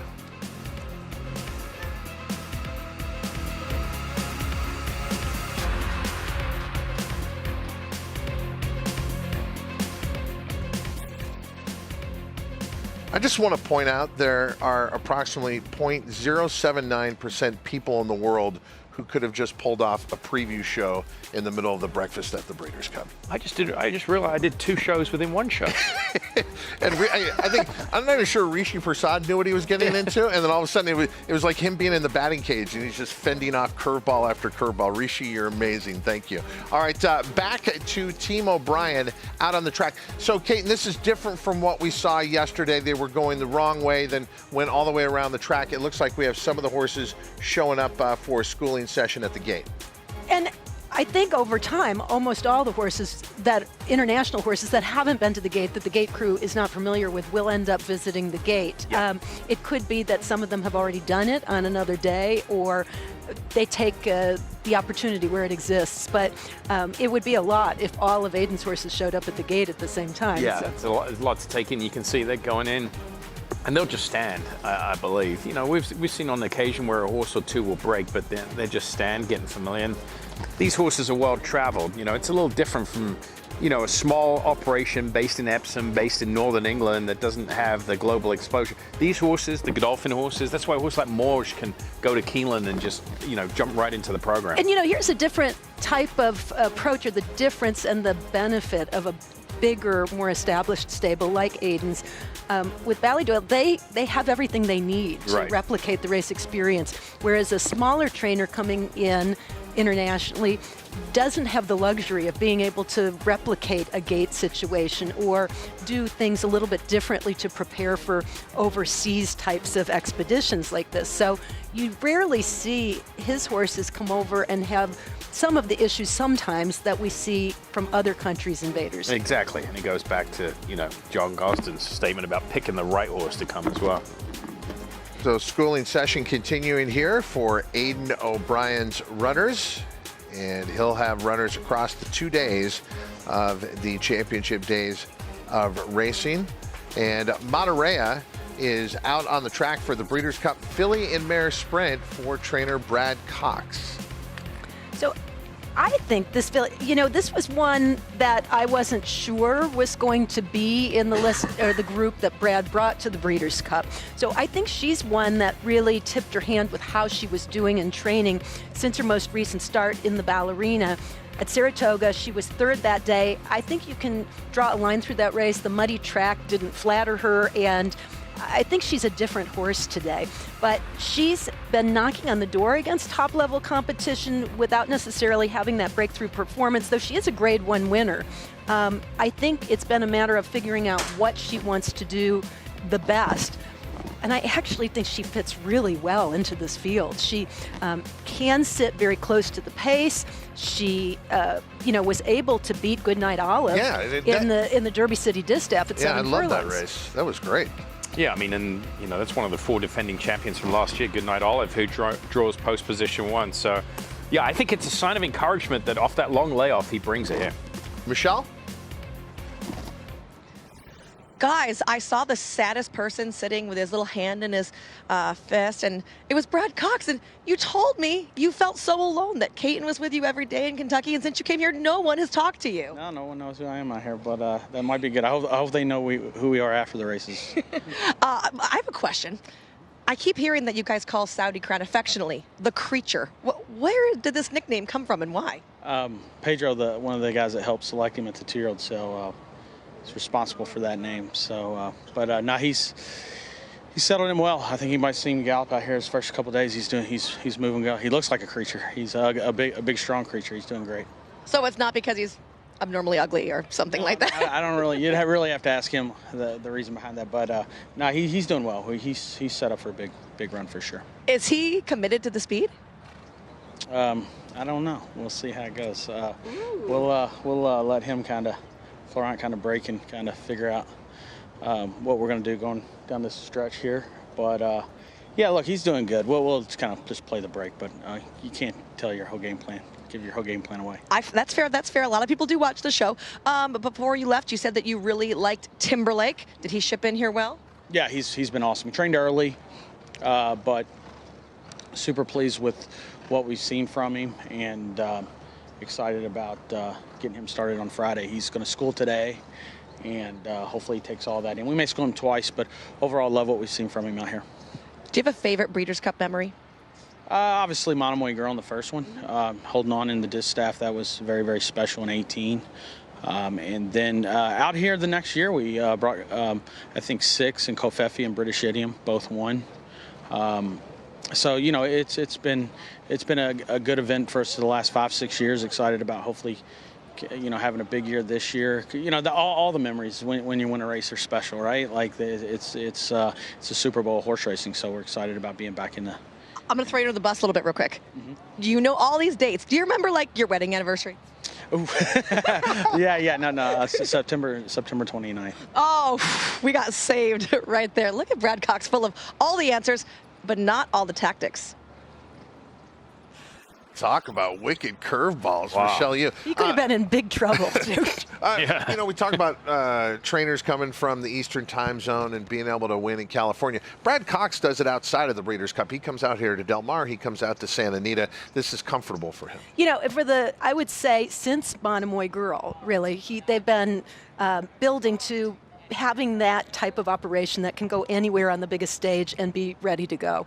Andy Biancone loves the biggest stage, and she's out on it right now on the main track here at Santa Anita. Todd, I'm here with assistant trainer Daniel Ortiz, who is a board champion filly Brightwork.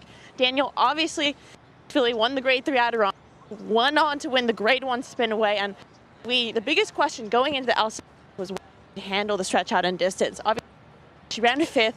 You guys want to try her at this distance again? Well, it was the first time asking her to go 2 turns, so she could have been a little confused about that. But after this Alcibiades, she came back and bounced really well. So you know, she's telling us that she done yet for the year. So she recovered really good, and we put her on the plane and take him on. You're John. Girlfriend, so obviously you very closely with her, have been riding her since day one. How do you feel like handling Santa? I think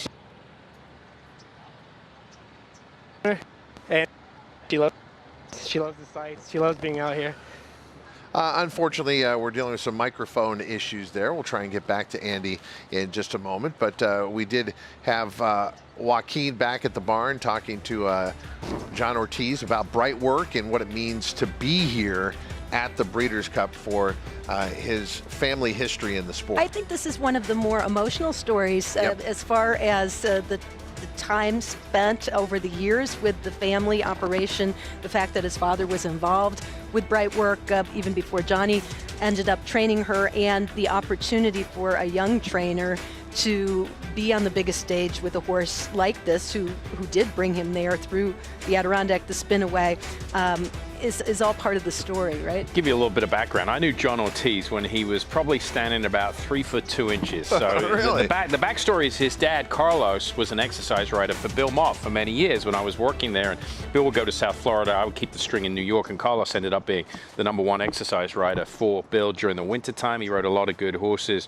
Yeah, little John Ortiz was literally pint-sized at that point, and it's just remarkable. Carlos retired from the racetrack, went to Calories based in, gets his horses ready, and now John's son Daniel aboard the horse. I mean, just a true family story. Yeah, you talk about the powerful stables that we see here in America. Aidan O'Brien, top trainers coming over from Europe, but I love the fact that everybody gets to compete. Stables like John Ortiz, who don't have the near number of horses, but absolutely have a chance to have their moment. And the family relationship, at the core of it, you see more father-sons, father-daughters, family operations in this game than I think almost any other sport I can think of around the world. And it does become generational, and it's truly the passion of it in a family tradition. Yeah, because it's so 24/7. It's like NFL football. You see a lot of father coaches, son coaches, assistant coaches. It's that you just have to live and breathe it 24/7. Well, it got real busy here in the schooling session, and we see a lot of the connections now in the middle of the paddock. The sun is coming out.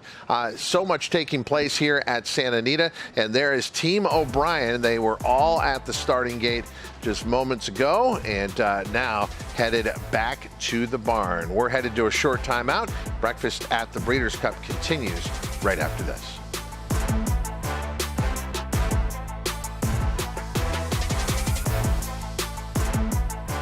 Tonalist, a 4-time Grade 1 winner with 11 triple-digit buyers, including the Belmont Stakes and the Cigar Mile.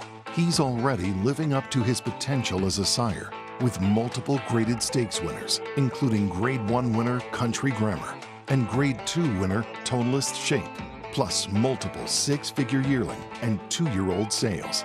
Proven on the track, proven in the sales ring. Tonalist, standing at Lane's End.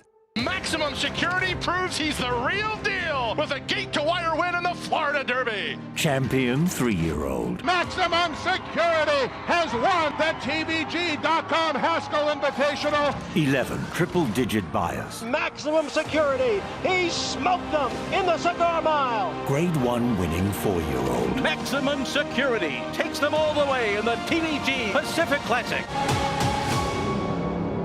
Maximum Security.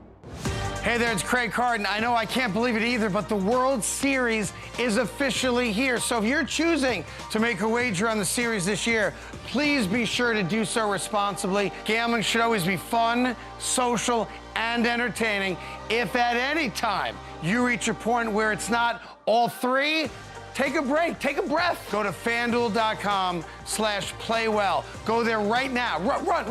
Go there and learn more. I'm Mark, and I live in Vero Beach, Florida. My wife and I have 3 children. Ruth Ann and I like to hike. We eat healthy, we exercise. I noticed I wasn't as sharp as I used to be. My wife introduced me to Prevagen. So I said, yeah, I'll try it out.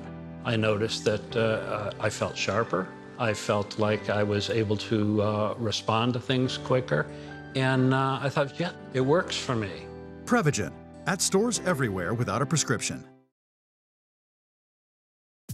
FanDuel's Breakfast at the Breeders' Cup is presented by WinStar Farm and by Fasig-Tipton. Guys, I'm walking right now by Tamara, who is the pro temp favorite for the Breeders' Cup Juvenile Fillies. What are you guys going to do today? For a nice little gallop. A nice little gallop, in case you couldn't hear from far away. So they usually go on the back gap right there. We'll have to pass her off to Andy because we can't walk in that direction. But there is Tamara heading out for her bit of training. And Dill Pickle is going to be right there with Andy Biancone. We're going to take you up close and personal with Tamara out on the racetrack. What are you trying to accomplish? You know, we talk a lot about on this show about gait schooling and workouts, but what are you trying to do in a gallop?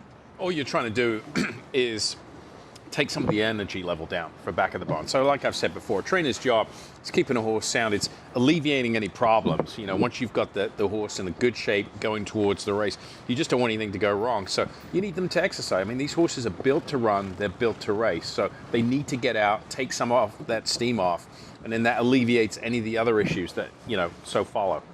And Tamara coming out for that gallop in just a little bit. You'll see that here on Breakfast at the Breeders' Cup. As far as this paddock, we've seen a lot of schooling going on, Caton. Don't you think, as far as accommodating horses who may have not been here before, there's nothing to get too worried about? You know, we talk about the Derby and how the crowd can press in, and I know they're obviously doing construction there, and that's going to change. But what about this paddock at Santa Anita? Does it offer any obstacles? No, it's pretty spacious, and it also offers options, right? Because you have the saddling barn, but you also have a good enough area of the walking ring that horses who might get a little antsy or claustrophobic can get out into the walking ring. I'd say that the biggest obstacle is just the nervous energy that happens surrounding the race when horses come over, and all of those horses surrounded by people who are exhibiting that kind of nervous energy can sometimes set a horse off a little bit, but these horses are pros. That's why they're here, they're class. So you don't usually see too many incidents,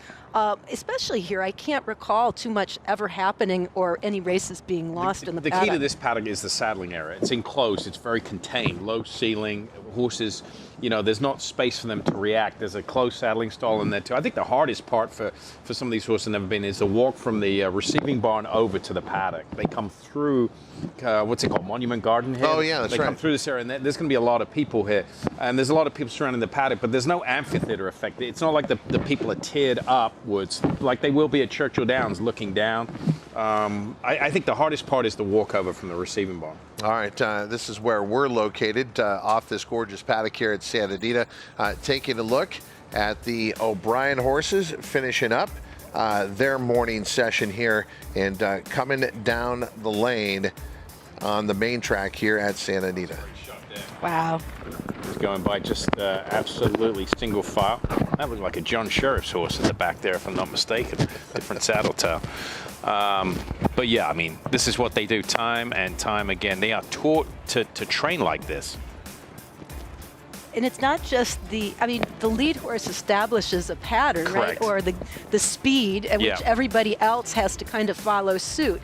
And that's what, to me, makes it so remarkable, is to see how everybody kind of falls into line. Normally, when we train our horses, you see them traveling in different paces, different speeds. Some want to go a little bit faster than others, but in this group, they just kind of follow the marching orders. Yeah, the guy at the front, the lad at the front, has the most responsible job there of setting the tone and the pace and the tempo of the workout. Andy Biancone, as you've noticed, is wearing a jockey camera for. That's why we're able to get that up-close look, and we get to do that now with Tamara. Andy. Todd, this is one of the Tamara and just Tamara sandwich in between two ponies. Austin, what's the game plan with Tamara today? We're just going to give her a nice gallop, you know, let her enjoy herself. It's a beautiful day. And just enjoy herself, you know. What's your favorite thing about her? She seems like a very kind, sweet filly. She's just an awesome horse to ride, you know. She's very smart, kind, and it's cool because when you go to breeze her and you ask her to pick it up, she's very nice. She's just one of the coolest horses I've been on. She certainly is cool. Now, in terms of pace-wise, do you start to pick it up or slow it down when you gallop her as we're getting closer to the race? You know, easy horse to gallop, so you can do whatever you want with her. I think the next couple of days we're just going to try to get her pick up down the stretch a little bit and understand where the wire's at. Amazing. Well, thank you guys. Thanks, Team Mandela, and for the horse snuggles, Tamara. Back to you, Todd. That's Austin Solis, by the way. That's son of Hall of Fame jockey Alex Solis aboard Tamara. Who you mentioned, John Ortiz. I remember Austin when he was about yay big. It's amazing to see the generations come back and have the experience of riding a horse like this that also has that pedigree of greatness. Yep. So how important is that tempo that Andy Biancone referenced? Oh, it's very important. You know, this is, galloping the days into the race, this is where you don't want the horse to get away from you and do too much. You know, you're trying to maintain what you've accomplished with your workouts, and you don't want them, getting in traffic, running off, doing too much and leaving their race on the racetrack. The advantage, and which the theme is we've been talking about all week, is how not easy this filly is to ride, but how responsive she is to the rider. She's doing everything that they ask. So the chances of her doing a little too much are negated quite considerably because her mental attributes, the ability to listen to the rider and do what she's told to do. And here is a look at Tamara, starting to pick it up here. Zandon is out on the track for trainer Chad Brown, preparing for the Longines Breeders' Cup Classic. Zandon, a horse whose running style from far back has served him well on certain occasions when the trip and the pace set up. Will the trip and pace set up this year in the Longines Breeders' Cup Classic? I think so. With these scratches, I think this has become a kind of an interesting long shot to me. Definitely a horse to use underneath. I agree. I really do. And how about Brad Cox when asked about what's he going to do early on? That's significant, Caton, because most people assume if Arabian Knight's going to get a challenge in the early races, it's going to come from Saudi Crown. And ultimately, Brad Cox didn't reveal, but I don't know. I just feel like that horse is going after Arabian Knight. It sort of feels as if he almost has to. He's inside and in the middle of the field, and if you let Arabian Knight go out there and walk the dog all by himself, he's going to be a very tough horse to ever get past. Plus, up to now, Saudi Crown has established his best running style is going to the front. We don't know if he can be as good if he doesn't show that type of speed. So it could potentially set up even better for a horse like Zandon, who, I've exchanged texts with Chad about him going into his work here at Santa Anita, and he seems just as confident and optimistic about the way this horse is coming into the Classic as Brad has about his horses, and Saudi Crown in particular. Looking at Zandon, though, and the first time getting a chance to really see him physically, I have to say he is an imposing horse. He has really grown into just an amazing, fully kind of filled out a bit more than when I had seen him, which is quite a while ago as a 3-year-old, where you saw the potential, but he's kind of grown into himself. Yeah, I mean, there's no surprise here what you get. You're going to get a horse that sits off the pace and just comes with the run. So, yeah, I mean, he has to be on his game, but he has to have some of the others come back to him, and that's a potential for him to do that.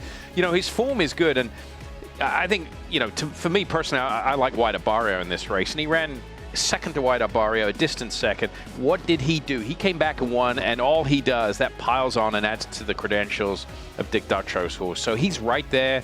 I think with the right setup, he gets a piece of it at 12 to 1 on the morning line. Part of the legacy of the late Brereton Jones, Zandon, a son of Upstart out of the Creative Cause mare Memories Prevail, bred by Brereton Jones in the Commonwealth of Kentucky. We've talked about horses coming back to win again at the Breeders' Cup. There are 4 of them trying to win in the same divisions again this year, and most notable is Cody's Wish and the Big Ass Fans Breeders' Cup Dirt Mile. And I know, Simon, you loved what you've seen, first of all, from all the Belmont runners here in the morning, but also from Cody's Wish. Yeah, I mean, we talk about the Breeders' Cup as an afterthought. You can tell for Bill it's not an afterthought. He was one of the highlights for me of the works this week. I thought he looked tremendous. We talked about Zandon. I mean, how good was the Whitney? White Barrio was first, Zandon was second. Cody's Wish, clearly the 1 1/8 was too far. He comes back and he wins the Vosper. I think, you know, he's sitting on a huge race here, and his form lines are panning out. I mean, he looks tremendous. You know, that it's not every horse that can, at this level of competition, suffer a defeat the way he did in the Whitney, and then come right back once he gets the chance to do what he does best at 7 furlongs, win again, and not miss a beat. He's right back in form. He looks, to me, even stronger than he did last year as far as his training and his physical presence. The defeat, Todd, was the 1 1/8, because go to the race prior, it's the same horses in the Met Mile, just a different order. They stretch out 9 furlongs. You know, 1 turn, I think, is to Cody's Wish. The thing we need to watch about him is at the gate. He does get very anxious at the gate. Bill's touched on it. Hopefully he stands there. That's a major key for him to act well at the gate, although he's, I mean, pretty much undefeated this year outside of the defeat in the Whitney. Last year, and in the Big Ass Fans Breeders' Cup Dirt Mile, he had 1 horse beat in the early stages, but there was a fierce pace duel on, and he rallied to win in dramatic fashion and get up just by ahead.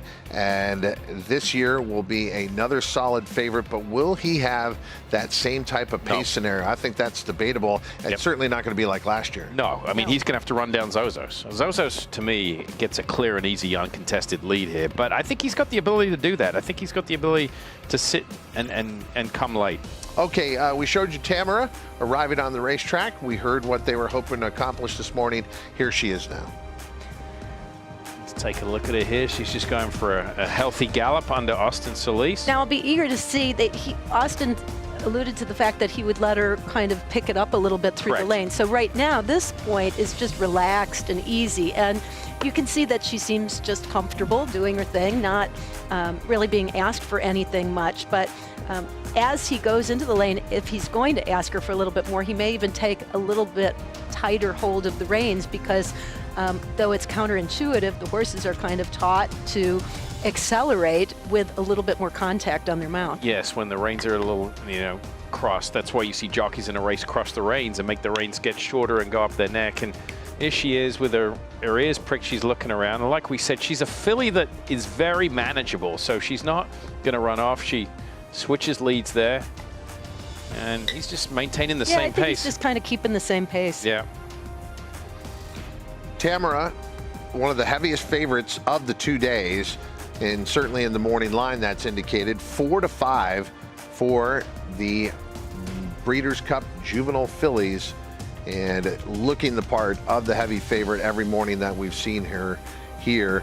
And Michelle Yu, on our second day, we were talking about the personality of Tamara, did talk to Dick Mandela asking, the differences between her and Beholder, and personality-wise, he said they were very, very different. And this Tamara is just very sweet. So what they were talking about on the main track, she shows at the barn, just a nice, kind filly, and a lot of people are going to be rooting for her for sure. Does the drum beat, and I know we're getting ahead of ourselves, but they're going to compare on Future Stars Friday. They're going to look at how the boys run. They're going to look at how she runs. We're going to talk about how Dick Mandela's never won a Derby. Does the drum beat begin, if she wins easily, to think about the Kentucky Derby and the boys the following year? No, absolutely not. No, in the Really? train. I don't think so. No. He tends to be conservative with his horses, so I think that there might be an outside drum beat, but definitely not internally. Yeah. I think they're going to take one race at a time. Because that happened with Tom Amoss and Hoosier Philly. And right. All of a sudden, the reality check happened real early. But let's enjoy what we're seeing. Tamara, the biggest star of Future Stars Friday. We'll be back with more Breakfast at the Breeders' Cup in just a moment.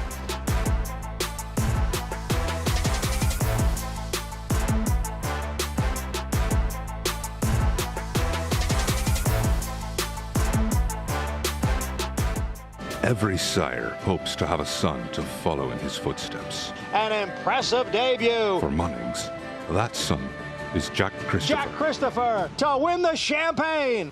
Unbeaten Grade 1 winner at 2. Dual Grade 1 winner at 3.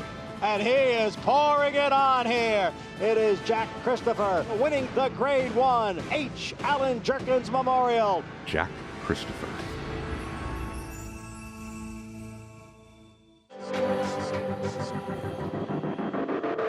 With NetJets, travel will always be personal. We do everything it takes to make every flight exceptional.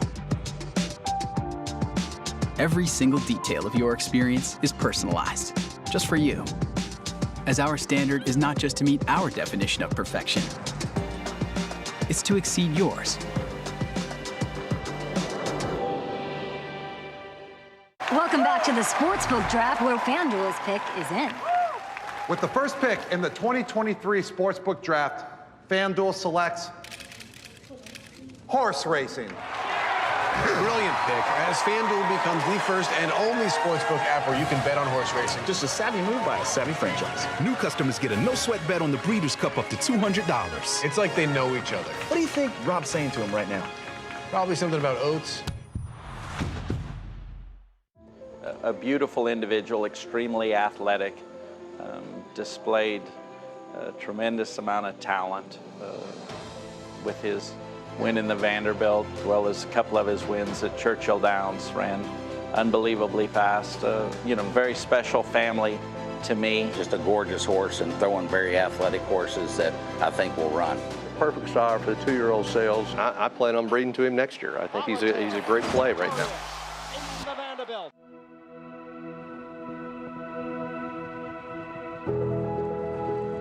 As horse racing's greatest take the stage at the Breeders' Cup, we're working to provide an ecosystem of care to keep these athletes safe. With comprehensive veterinary examinations starting weeks before entry, up until they leave the starting gate. With extensive racing, surface testing, and measurement protocols. New national uniform regulation and rigorous enforcement under the Horse Racing Integrity and Safety Authority. And with the addition of advanced technology and new diagnostic tools, we're taking great and positive strides. But we are committed to doing much more. So no matter who wears the crown, safety runs first at the Breeders' Cup. To learn more, visit breederscup.com/safety.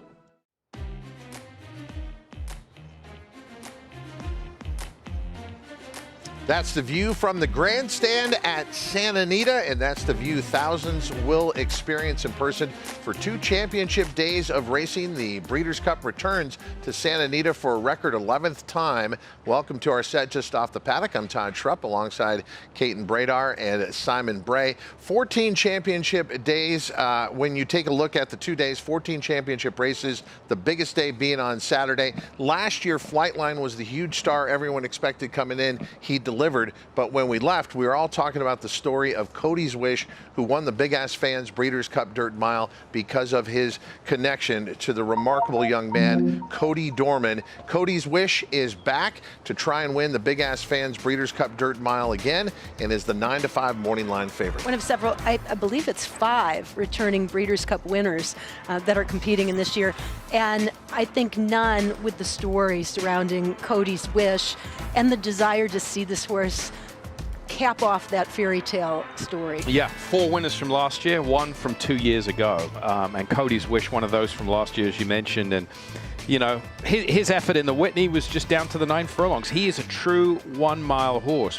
Whether it's a 1-turn or a 2-turn mile, I don't think the 9 furlongs was to his liking. He's looked tremendous this week. I mean, as far as, you know, me grading some of the works and looking at it, I put him right up there with, you know, one of the top 2 or 3 workouts of the week. He's looked absolutely phenomenal. Caton, last year, Cody's Wish, in dramatic fashion, rallied from next to last, 12 lengths out of it, got up by a head, but he also had the right circumstances. There was a fast pace early on. This year, you might have a horse like Zozos all out there on the lead by himself. So I'm going to predict that Shirl's B shows some speed, more speed than we've seen before. I just don't know if Shirl's B is fast enough from that outside to be able to engage Zozos early. But Zozos took a step forward in the ACAC, which was a 1-turn mile over at Churchill Downs against Stage Raider and a fairly solid field across the board. This will still be the toughest test to date for Zozos, but he is definitely more effective at the shorter than classic distances. The question is whether he can be as good around 2 turns as he has been at 1, but he does have a pace advantage here, and he is thriving for trainer Brad Cox, who seems to have a very strong contingent of horses. It's worth noting, too, he's 7 for 11 lifetime, so he is a horse who knows how to win. Again, I think that even though it looks like he's lone speed, that a few other horses are going to show speed unexpectedly. They have to, because they can look at the past performances like we all do and figure you can't leave Zozos out there on the lead. You have to take him. Stage Raider ran second to him last time out inside post. Maybe he'll send a little bit. National Treasure, the Baffert's horses, he's not you know, a lightning quick horse, but in this situation, he could be sitting just off the pace as well. Cody's Wish, the big star back in the Big Ass Fans Breeders' Cup Dirt Mile. Whether he wins or not, we are all winners for knowing this remarkable story and his connection to Cody Dorman.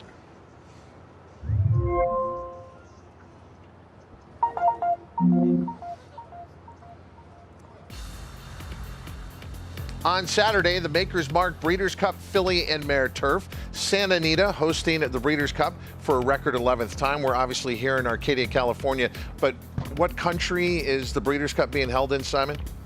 The USA. Yeah.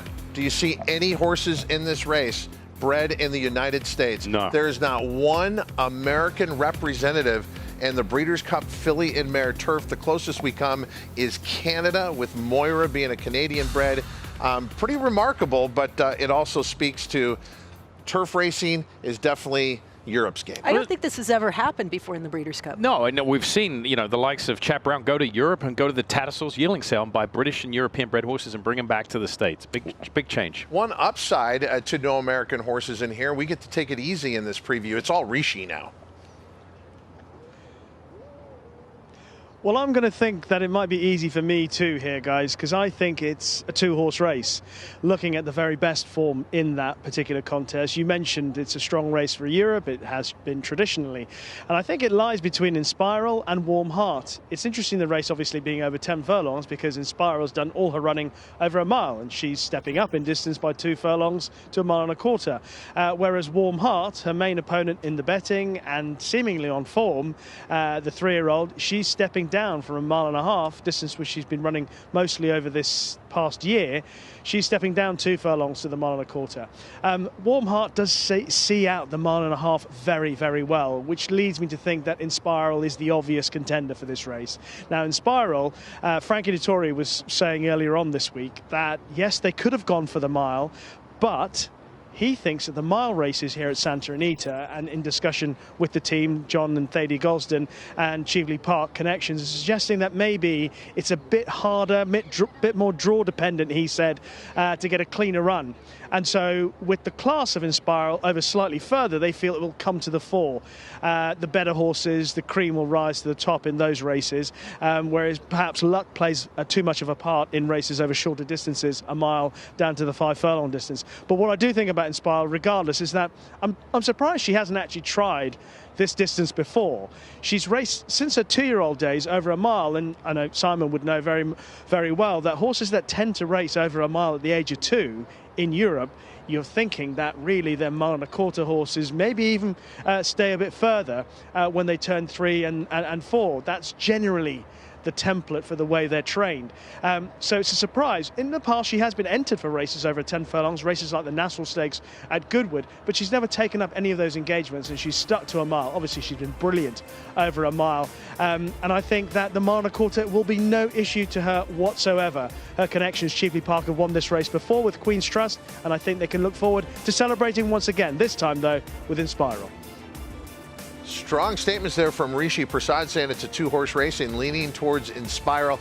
As far as American-based horses, if not American-bred, In Italian is going to be a factor in this race, whether you think she can win or not, because she draws the rail and she's lightning quick. Last time out, she was run down by her stablemate Gina Romantica in the First Lady at Keeneland. But how far can In Italian take the field in the Maker's Mark Breeders' Cup Filly and Mare Turf? I think she can take them a long way, for sure. I don't know if she can quite go the 1 1/4 at that high cruising speed, but to be fair, in her loss in the First Lady to her stablemate, it was her first start since July, and she ran a very fast opening half, particularly on that course.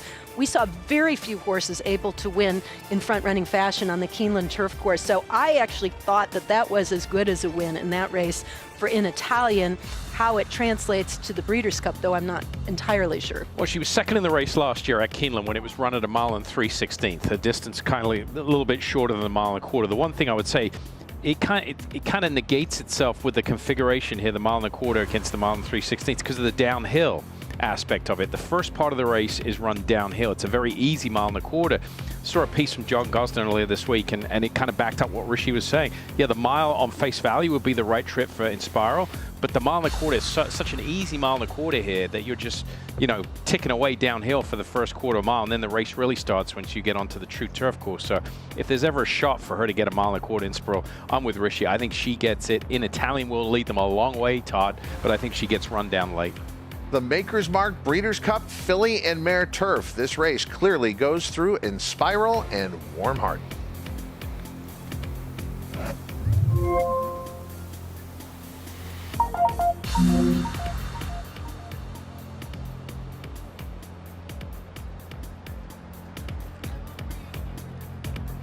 As part of the Saturday card here at Santa Anita, the Breeders' Cup Filly and Mare Sprint features Goodnight Olive, who is a solid morning line favorite at 6 to 5, despite the fact it maybe hasn't been the year they thought. Last year, Caton, when she won the Breeders' Cup Filly and Mare Sprint, she had a year where she was perfect 4 for 4. She hasn't quite been that this year. You know, though, some of those races were allowance races, and she gradually got better and better and bolder, then won the Ballerina at Saratoga, then rested and pointed specifically for the Breeders' Cup. This year, she's had to compete at the highest level every step of the way, and as a result has suffered some defeats, but I don't really feel she's lost a step. Her second place finish at Saratoga in the Ballerina came on a muddy racetrack. I think it's a whole different ballgame here on fast going, and particularly with some of the key players earlier in the season out of the mix. She's a deserving horse to try to beat and here contend with. She at 6 to 5 is a little bit shorter than I thought it would be, but I still think she is every bit up to the challenge. Remember, she's taken the same route real quick, going from the Ballerina, that long layoff, into the Breeders' Cup Filly Mare Sprint that she took last year. He's repeating the pattern. I agree with Keaton. The muddy racetrack, was the issue last time out. Society has taken a circuitous route to figuring out where she actually belongs. They give her a chance to compete at the highest level, going, traditional distances of 1.1 miles, but it seems like, Caden, they have found what she's best at, and the 7 furlongs fit Society perfectly. To me, she's the ultimate danger to Goodnight Olive. Well, she's a daughter of Gun Runner, and she has his brilliance, and she also has a very high cruising speed, but at the same time, it's proven more effective of late when she is running the shorter distances in a catch-me-if-you-can type of situation. You can see she's a ball of energy. You would, on face value, Gun Runner out of a Tappet mare, you would think 1.25 miles, right? But she kind of bucks the trend against her pedigree there for Steve Asmussen. A showdown between last year's winner and the up-and-coming Society. It is the PNC Bank Breeders' Cup Filly and Mare Sprint.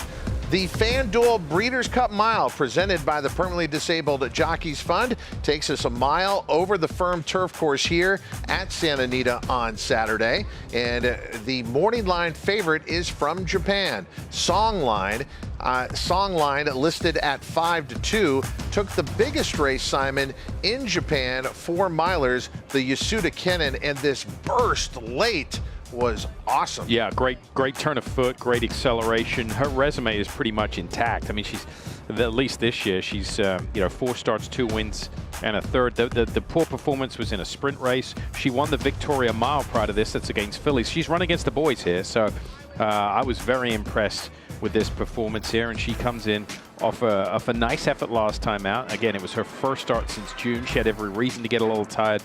She'll take a big step forward. Caden, you spent the fall at Keeneland Racecourse in Lexington, Kentucky, and so you got a chance to see Maj up close when she won the Queen Elizabeth II Challenge Cup there, taking the field gate to wire at 1 1/8 miles. Her trainer, Saeed Ben Sarur, said depending on how she runs in that race, that will determine where we go at the Breeders' Cup, be it the Filly and Mare Turf or here in the mile. They opted for the mile. Based on what you saw, is she in the right spot? Oh, I think so. This is where I wanted to see her. And, keep in mind that she had come in off 3 consecutive wins, the most recent of those in Grade 1 company on soft ground. She kind of does it all. It doesn't matter what the ground is, the competition. This was at 1 1/8 miles, but I prefer to see her at the mile. I think it's kind of her sweet spot. She's been very, very effective and was extremely impressive when she won at Keeneland. Where she needs to be. I mean, she's suited to American racing. Her running style emulates her brother, Modern Games. Rishi, you've been talking to Saeed Ben Sarur in the mornings here at Santa Anita. Obviously, he's very confident in the spot they're in. But does Maj measure up to, like, the Japanese champion Songline? I think it's fair to say that Songline has achieved more than Maj overall. But I think the potential that Maj still has, considering that she's still only 3, she's very lightly raced this year. She's only had 2 starts outside of Dubai. She had 2 runs in Dubai way back in the early part of the year in February. And I just believe that there's a lot more to come from her. I'd like her to stay in training next year. But also she had a long layoff between the Guineas at the end of April, beginning of May, and her return run at Keeneland. So there was a long time between drinks, as we say, for her. So I'm hoping that she'll even have more improvement to come from what she did at Keeneland. She looked too fresh at Keeneland. You guys saw it yourself. She just did a little bit too much in the early part of the race, and I think she did well to win on that occasion. Also, I don't think she got enough credit for her win at Newmarket earlier in the season, where she beat Tahira. She and Tahira pulled clear of the rest of the field, and there were some good horses in behind. The likes of Meditate, a Breeders' Cup Juvenile Turf winner last year. Matilda Picot was behind them, and she's won a couple of very good races at the back end of the season. So she and Tahira, they beat those good horses. But a lot was made about the fact that Tahira's trainer, Dermot Weld, had said that she was going to need the run. As a consequence, people lent a little bit more to the side of Tahira being a better horse in future and suggesting that Maj may have perhaps been a little bit flattered. I don't think that's the case at all. I think the year tells us that Maj is top class, and I hope she proves it on Saturday. Team Godolphin going to have a major say in the FanDuel Breeders' Cup Mile, presented by the Permanently Disabled Jockeys Fund.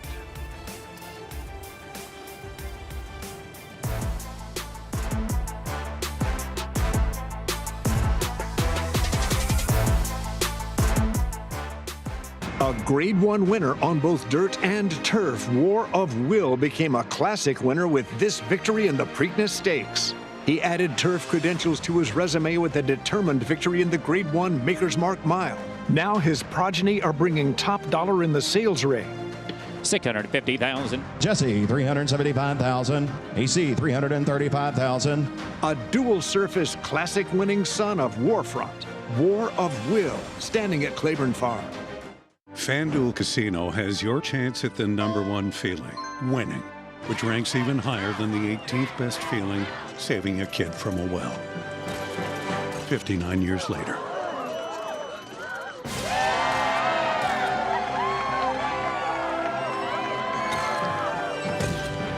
New players get 50 chances at winning with your first deposit, plus get up to $1,000 back.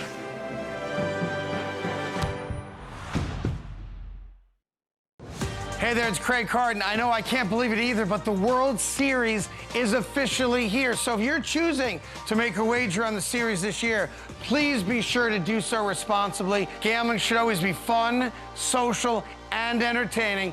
If at any time you reach a point where it's not all three, take a break, take a breath. Go to FanDuel.com/playwell. Go there right now. Run. Go there and learn more.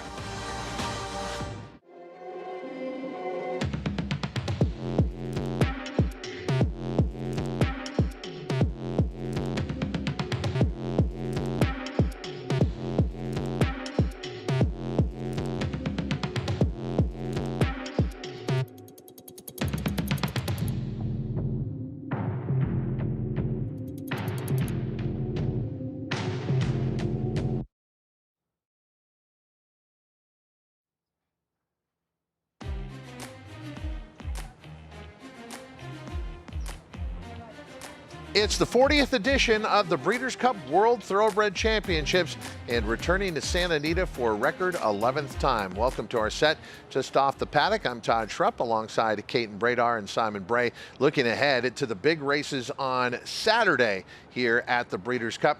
We look now at the Longines Breeders' Cup Distaff, and in here, Idiomatic, what an improvement she has made from the previous year to where she is now, Caton. Most recently a winner of the Grade 1 Juddmonte Spinster.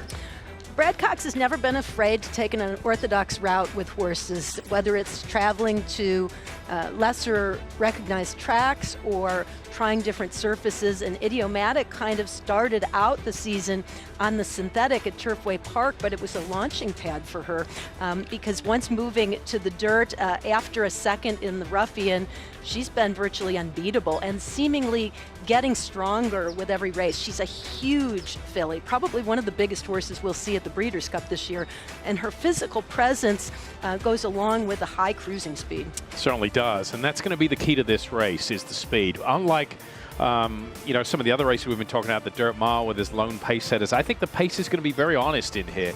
And it gives a chance for, like we say in the Classic, with the 3-year-olds to try their hand against older horses. Same applies here. Oaks winner, pretty mischievous. I think gets an ideal setup here. She's a filly that likes to come from off the pace. Todd, you got Who's Your Filly's going to go. Idiomatic's going to go. Randomized likes to be up close. And Adair Manor. Adair Manor likes to be close. I think it's going to be the polar opposite of what we're seeing in some of the other races where we have lone pace setters. Adair Manor has a 5-race win streak coming in, and as you said, in most cases, in 4 of those races, she went gate to wire. Now, she did sit patiently in the Grade 1 Clement L. Hirsch in second before getting the win, but looking at Idiomatic and Adair Manor lining up next to each other, Caton, you know, last time out, Idiomatic did look like the lone speed in the Spinster, but could she back off Adair Manor? Would she back off Adair Manor? Well, that'll be the interesting call at race time, right? But Adair Manor, if any horse has in this Breeders' Cup a home track advantage, it's her. She's been amazing at Santa Anita. In 9 starts, 6 wins, 3 seconds, and almost all of them at the highest level. We know what she's going to do. Yeah, she's quick. Todd, you look at Idiomatic, and the way I kind of judge it is look at the opening half miles of some of these races. I know racetracks are different, but Idiomatic's been getting a comfortable 48-1, 48-2. Adair Manor, she's rattling off 46-3, 47 uncontested. She hasn't beaten a whole lot out here, Adair Manor, but she's been doing it in impressive fashion. So we don't know what there's under the tent. It's kind of interesting that two rival trainers hold the key to the pace in two big races on Saturday. It's Brad Cox and Bob Baffert, both in the Longines Breeders' Cup Distaff and in the Longines Breeders' Cup Classic. Best trainers usually have the fastest horses. That is true. Let's talk about Clairiere. She's competed. She's taken on everybody throughout this division. You name a big race in the division, she's been there. But a lot of times, Caton, she doesn't get the pace that she needs. We know that's going to be different in the Longines Breeders' Cup Distaff. This might be Clairiere's moment. Well, I'm going to take the word of those who saw this workout for what it's worth, that she trained very well here, obviously in the dark. She's been here a long time to adjust, as is the case with all Steve Asmussen's horses. He takes that long game approach in bringing them in well in advance, giving them time to settle in and almost call Santa Anita home. It's worked before for Steve, and I think she's sneaky. You can draw a line through her race in the Personal Ensign, her most recent start. It was a sloppy racetrack.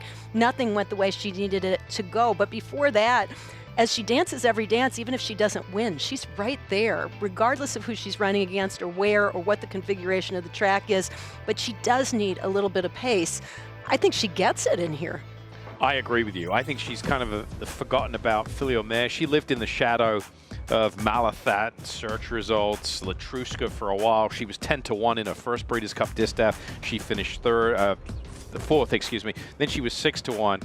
I like this move. She's making the same move she did last year. Have you noticed a lot of these trainers are shutting down their horses end of August? Saratoga, TVG Pacific Classic here. In the case of Arabian Knight, giving them plenty of time.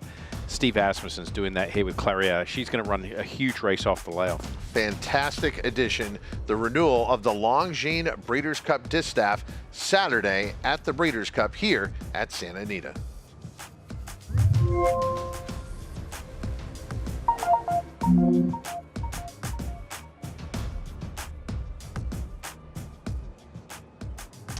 Well, I cannot wait for the Breeders' Cup Turf. I think it is fair to say it's one of the best renewals we've seen of this race in a long time. Leading the charge for Europe in it is Auguste Rodin, the Derby winner at Epsom, a horse who disappointed, really running way below par on his comeback run in the 2000 Guineas at Newmarket. A lot of people wrote him off, but he came back after that and he produced a really gutsy effort when he beat King of Steel in the Derby. Subsequently, he won the Irish Derby. Then again, he was disappointing in the King George and Ascot. He ran very, very, very badly. Again, a lot of people would have doubted him coming back after that, but Aidan O'Brien retained the faith and he went to the Irish Champion Stakes and he got a brilliant ride from Ryan Moore when he won on that occasion. He was out in front and he was given a very aggressive ride and he responded all the way to the line to win. At his very best, he's going to take some stopping. It's been a long time since a Derby winner has won here. High Chaparral won the Breeders' Cup Turf back in 2003. Auguste Rodin's got a good chance of following in his footsteps, but opposition is strong. Mostadaf, he's a top-class international horse. He won in Saudi earlier in the year. He won the Neon Cup, where he just cruised round through the race, showed a bright turn of foot. Some people wondered about the strength of form about that race. Well, he went to Ascot. He went to the Prince of Wales Stakes, and he produced a super performance against the high-class field, the likes of Baybridge and Luxembourg. Real top-class standard setters over a mile and a quarter in Europe. And he brushed them away. Before the race, he was his usual ebullient self, a little bit on his toes, a little bit noisy, very coltish, but it doesn't prevent him showing his best in the race. He went to York and he beat one of the horses of the season in Paddington and a very good horse in Nashwa, his stable companion, and he beat them really well. He was given a great ride by Frankie Dettori that day. Jim Crowley is on board on Saturday, and he is, I think, possibly just about the pick of the runners, but it's very close between Auguste Rodin, Mostadaf, and also King of Steel, who was runner-up behind Mostadaf in the Derby. He remains a horse that potentially still has more improvement, but he does have to prove that he's overcome a grueling race in the Champion Stakes just a few weeks ago. He came from last to first to win that race under a really strong ride from Frankie Dettori, but the ground was very deep and there's a question mark about just how much that race took out of him. He weighs 570 odd kilos. He's a big, strong horse. Roger Varian is adamant that he has shown all the right signs at home that he's able to produce his best when he turns up here. You'll only know for certain when he lines up in what is a mouth-watering renewal of the Breeders' Cup Turf. At the moment, I'm just leaning on the side of Mostadaf, but it's with very little confidence I say that when you consider Auguste Rodin, King of Steel, Ernesto, Shariar. So many good horses lining up for that one. Yeah, I agree with Rishi's comments about the depth, but don't go to sleep on America. We counter with Up to the Mark in here, who is on quite a win streak, and you guys got to see him last time out at Keeneland when he won at a mile. Talk about a devastating turn of foot late. But Keaton, there are some who are kind of surprised that they opted for the 1.5 miles of the Breeders' Cup Turf and didn't go to the mile here.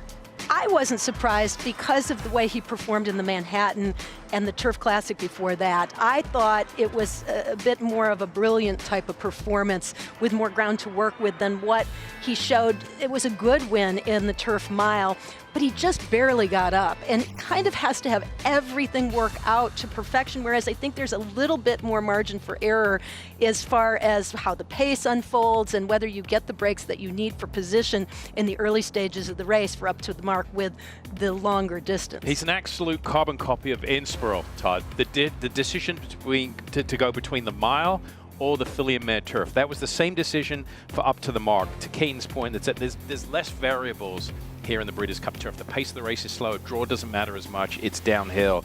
That and Up to the Mark are the only two U.S. representatives who can make a noise here. Europe could go 1, 2, 3, 4 here, in my opinion. But if Up to the Mark wins this race, he's most likely your horse of the year. It's not often that a turf horse only is honored as horse of the year here in America, but Up to the Mark could pull that off with a win over this field. What a field in the Longines Breeders' Cup Turf.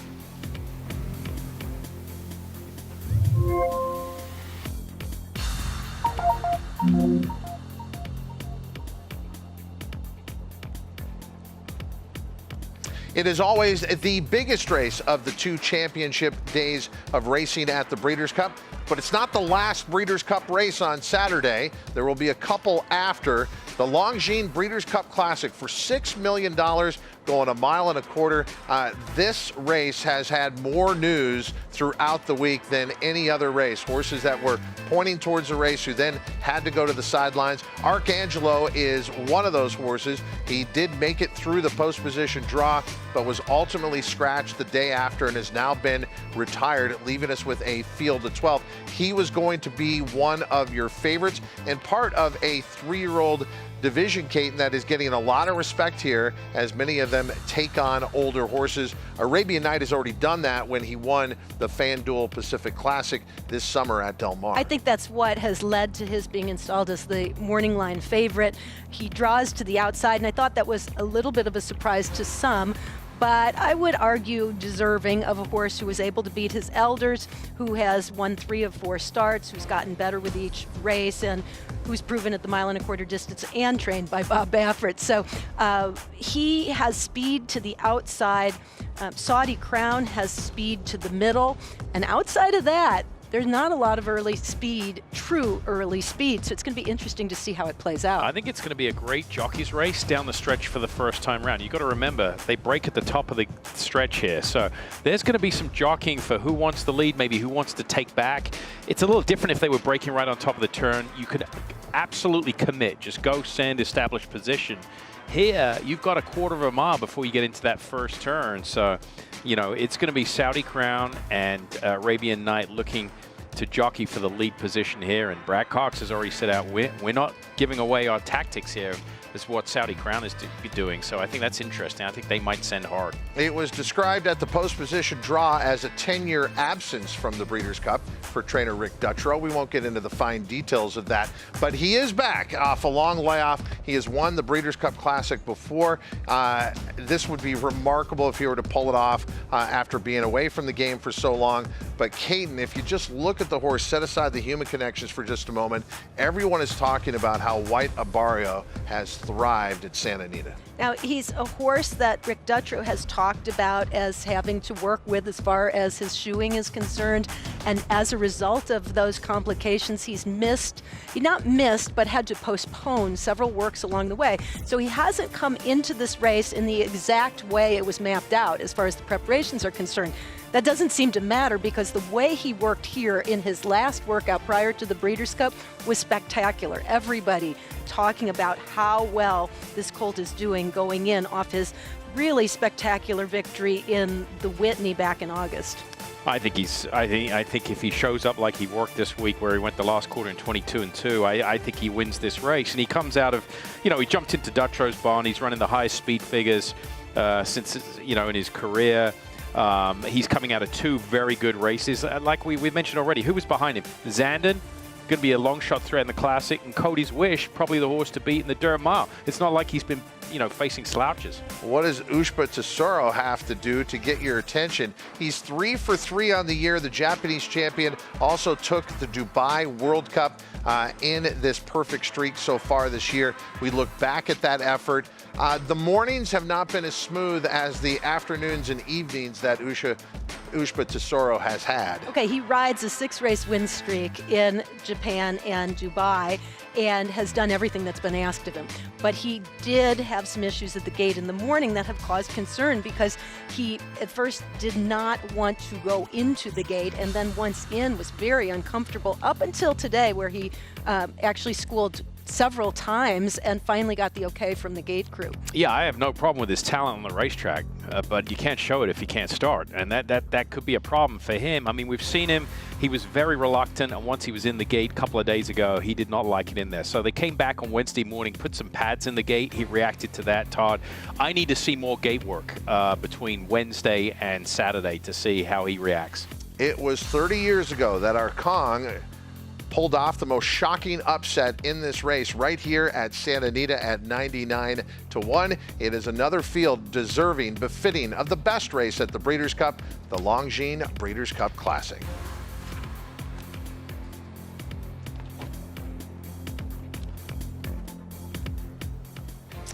From some previews of the big Saturday coming up here at Santa Anita to back into the workouts and the preparations on the main track.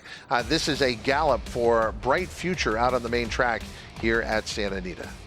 Bright Future for the Breeders' Cup Classic, and for trainer Todd Pletcher. So one of the reasons Todd said he opted for this race with, or actually with some of his other horses, he was torn between the mile and the Classic, and how the pace played out came into play.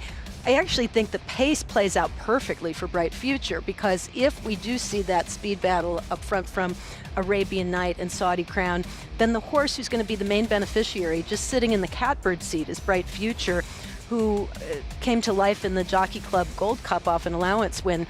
We know the 1.25 miles suits him. Yeah, he laid close to the pace in his last 2 starts, but it's a whole different ball of wax. They were slowly run races, but to Caton's point, you get Saudi Crown and Arabian Knight going out there. Bright Future can sit 3 to 4 lengths off him just in behind there. And wherever he is, Zandon's going to be probably about another 5 behind him. So he has an advantage on the deep pace setters. He's not going to get chewed up on the front end if it materializes like that. He sits in that perfect tracking trip spot. Bright Future, the son of Curlin out of the Bellamy Road mare Sophia's Song, bred by Clear Sky Farms in the Commonwealth of Kentucky, owned by St. Elias Stable and Rapoli Stable.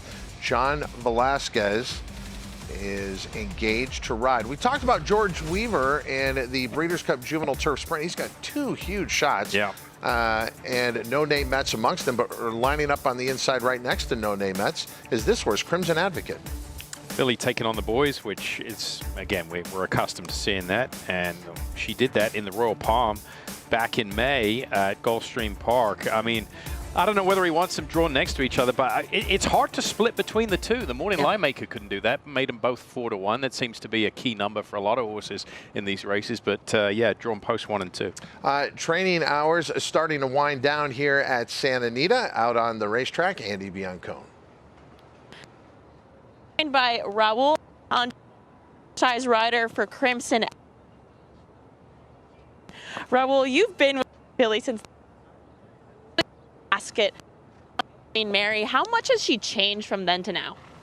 She's been pretty good shape since, George has been working on her. She's been doing really well, so I think she's ready. How'd you feel her in her gallop today? She seems like to adapt very well to the track. Always.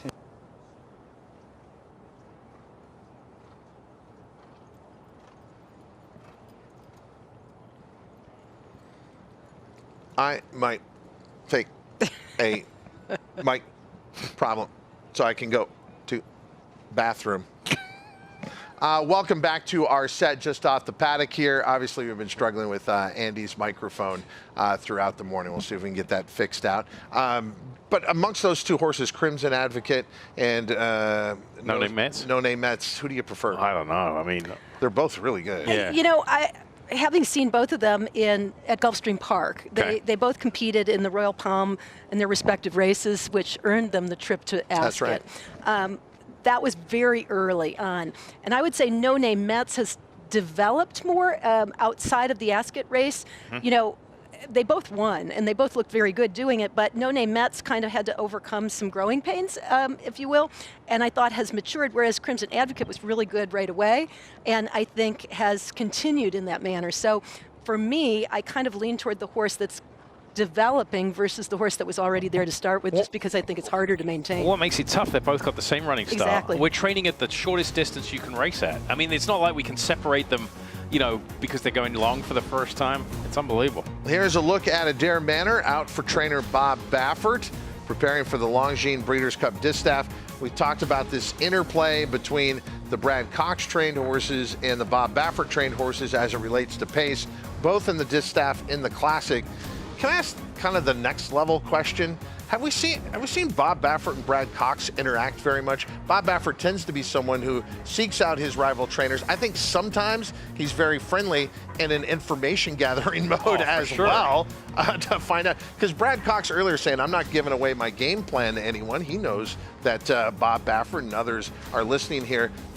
Is there a friendly rivalry? Is it a serious rivalry? I haven't seen those guys interact much. Have you? Well, I think in a behind-the-scenes way, there is some interaction, and I also think there's a healthy respect from each horseman for the other and what they've accomplished. And I remember when Bob has come into some big races in the past, and he's mentioned on occasion that, you know, Brad had the horse to beat, or so I think that there's a healthy respect between the two. But I haven't seen a lot of interaction with them when they're physically in the same space. Right, me neither. What's usually interesting between trainers at that level is when you train for the same client.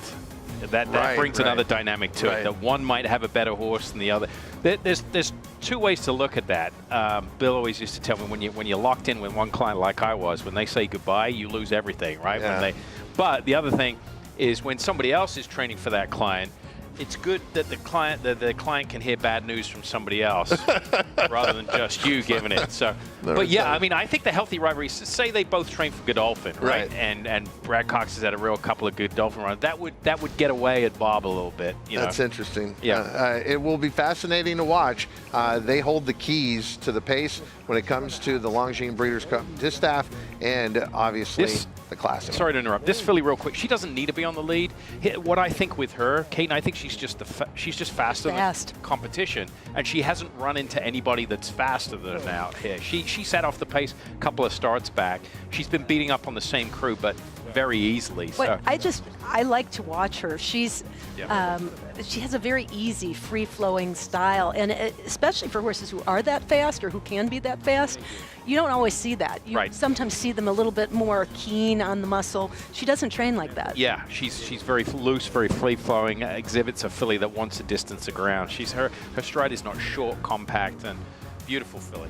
Earlier we were talking about Gina Romantica beating her stablemate in Italian in the First Lady at Keeneland. She was one of 3 horses that day in the race for trainer Chad Brown. She ended up pulling off the upset at 9-1. So while in Italian went to the Breeders' Cup Filly and Mare Turf, Gina Romantica, they decide to go to the mile.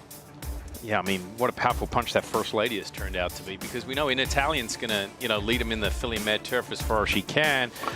Gina Romantica, I think she's going to have to improve. It gets a little deeper here than the First Lady for me.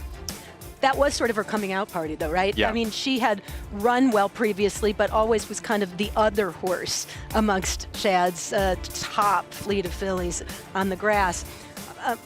I'm curious to see what she does. I agree that she will have to continue to improve off that win, but I wouldn't be shocked to see her do it. We've seen Chad Brown horses kind of peak at the Breeders' Cup before. Gina Romantica, daughter of Into Mischief, out of the Unbridled Song Mare. Special Me was bred by Mockmore Hall and Carrie and Craig Brogdon.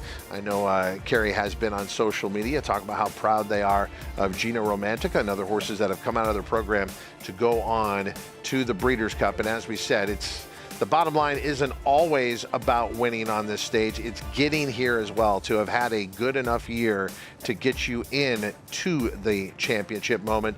The FanDuel Breeders' Cup Mile, presented by Permanently Disabled Jockeys Fund, looking at Gina Romantica. Earlier, if you were listening to our preview of the Longines Breeders' Cup Distaff, it sounded, Simon, like you were going to make Pretty Mischievous the 3-year-old filly your top pick in the race. I'm leaning that way. Okay. I mean, we've got a little ways to go yet. I can sleep on a few more handicapping sessions. It is only Wednesday. Yeah, you know, just looking at the way, the more we sit up here and talk about the pace, I was a big fan of her. Maybe I'm biased in the Kentucky Oaks. Like I've told you this story before. I saw her in the paddock about 3 days before, just immediately walked up to Brendan Walsh, and he kind of said off camera how great she was doing. The blinkers have made a difference to her. She's really improved. You know, in the Cotillion last time out, she was running on a sloppy racetrack, which I don't think was her best surface. And, you know, she stood out to me in Kentucky prior to the Oaks, and she has not gone backwards looking at her here this week. And Caton, the effort in the Cotillion, she was second to Ceiling Crusher as the favorite, but you would say she didn't have the most ideal trip over a sloppy racetrack. No, and I would suggest that is a track and a race itself that, while it's showcased some top fillies and mares, it's also been a track where a lot of really well-meant and really talented fillies and mares have gotten beat. Same for the boys, too, in the Pennsylvania Derby. But it's provided a good stepping stone to the Breeders' Cup, whether you win or whether you don't. And so I think that you can forgive her loss in the Cotillion, and she is also, I think, physically looking the way she did going into the Derby, although she has grown a lot since that time. Just from the spring to the fall, as a 3-year-old, she has really come to hand and grown into herself. She carries a little bit more weight. She's just bigger, stronger. I was talking to Tyler about this, Tyler Gaffleone, who's ridden her throughout much of her campaign, all but a couple of starts, and he was saying the same thing. He said she's just so much bigger now than she was before. I think she's sitting on a huge race and might get a very, very nice setup, because the other horse that we haven't even mentioned as far as the pace is concerned is Randomized. Yeah, Randomized is going to be up there. Pretty Mischievous, fast. Todd, she's only raced at 9 furlongs once in her career, and that was in the Kentucky Oaks. I think it arguably might be a best distance. Some of her one-turn races, you could say she looked maybe better at one turn. The pace of the race is slower. I mean, excuse me, much quicker in one-turn races. She's going to get the one-turn type pace in this race to close that 9 furlongs. And you know, it's interesting to see the different routes trainers use to get to these big races, where some will climb the mountain each step and test them against the better horses to get them ready for this. I think Brendan Walsh has been very deliberate in trying to, outside of the Cotillion, use, even though they're grade 1s, but the test, seemingly a very different type of spot.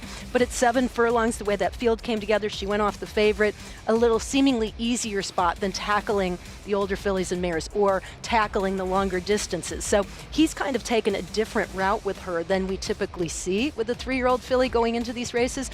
But I think it suits her because she's sitting on a big effort. And no matter how she finishes in the Longines Breeders' Cup Distaff, you're looking at the horse that should be your Eclipse Award winner in the 3-year-old filly category. The Kentucky Oaks winner, Pretty Mischievous, out on the track right now here at Santa Anita. Also in this race is La Davida, 20-1. She was second to Idiomatic last time out, beaten 4 1/4 lengths. She's pace dependent.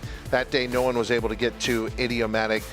Could she pull off a shocking upset in this year's Longines Breeders' Cup Distaff? Well, every time I run into Nacho Correjas around Breeders' Cup time, he does pull off a shocking upset. So, she's an improving filly, but she's going to have to improve, I think, to win. But leaps and bounds, I think. I mean, she's a nice filly. She's won $600,000, but I mean, she hasn't proven to me that she could compete with the best in this race. La Davida, the Chilean bred, preparing for the Longines Breeders' Cup Distaff this Saturday at Santa Anita. More Breakfast at the Breeders' Cup right after this.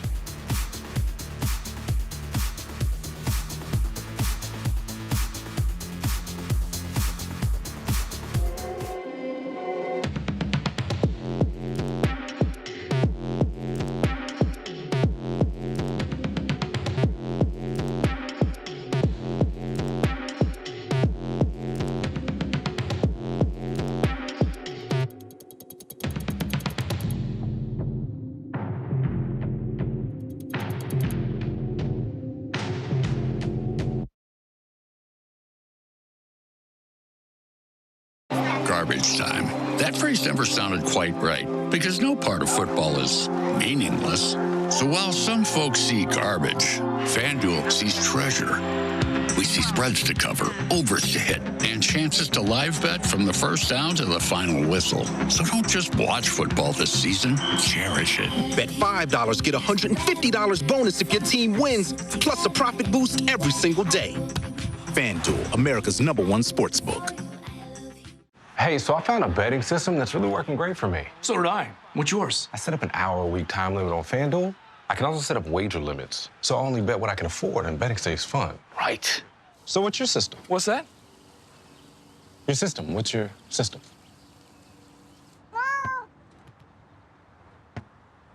What is that? Every bettor has a system. Make FanDuel's responsible gaming tools a key part of yours.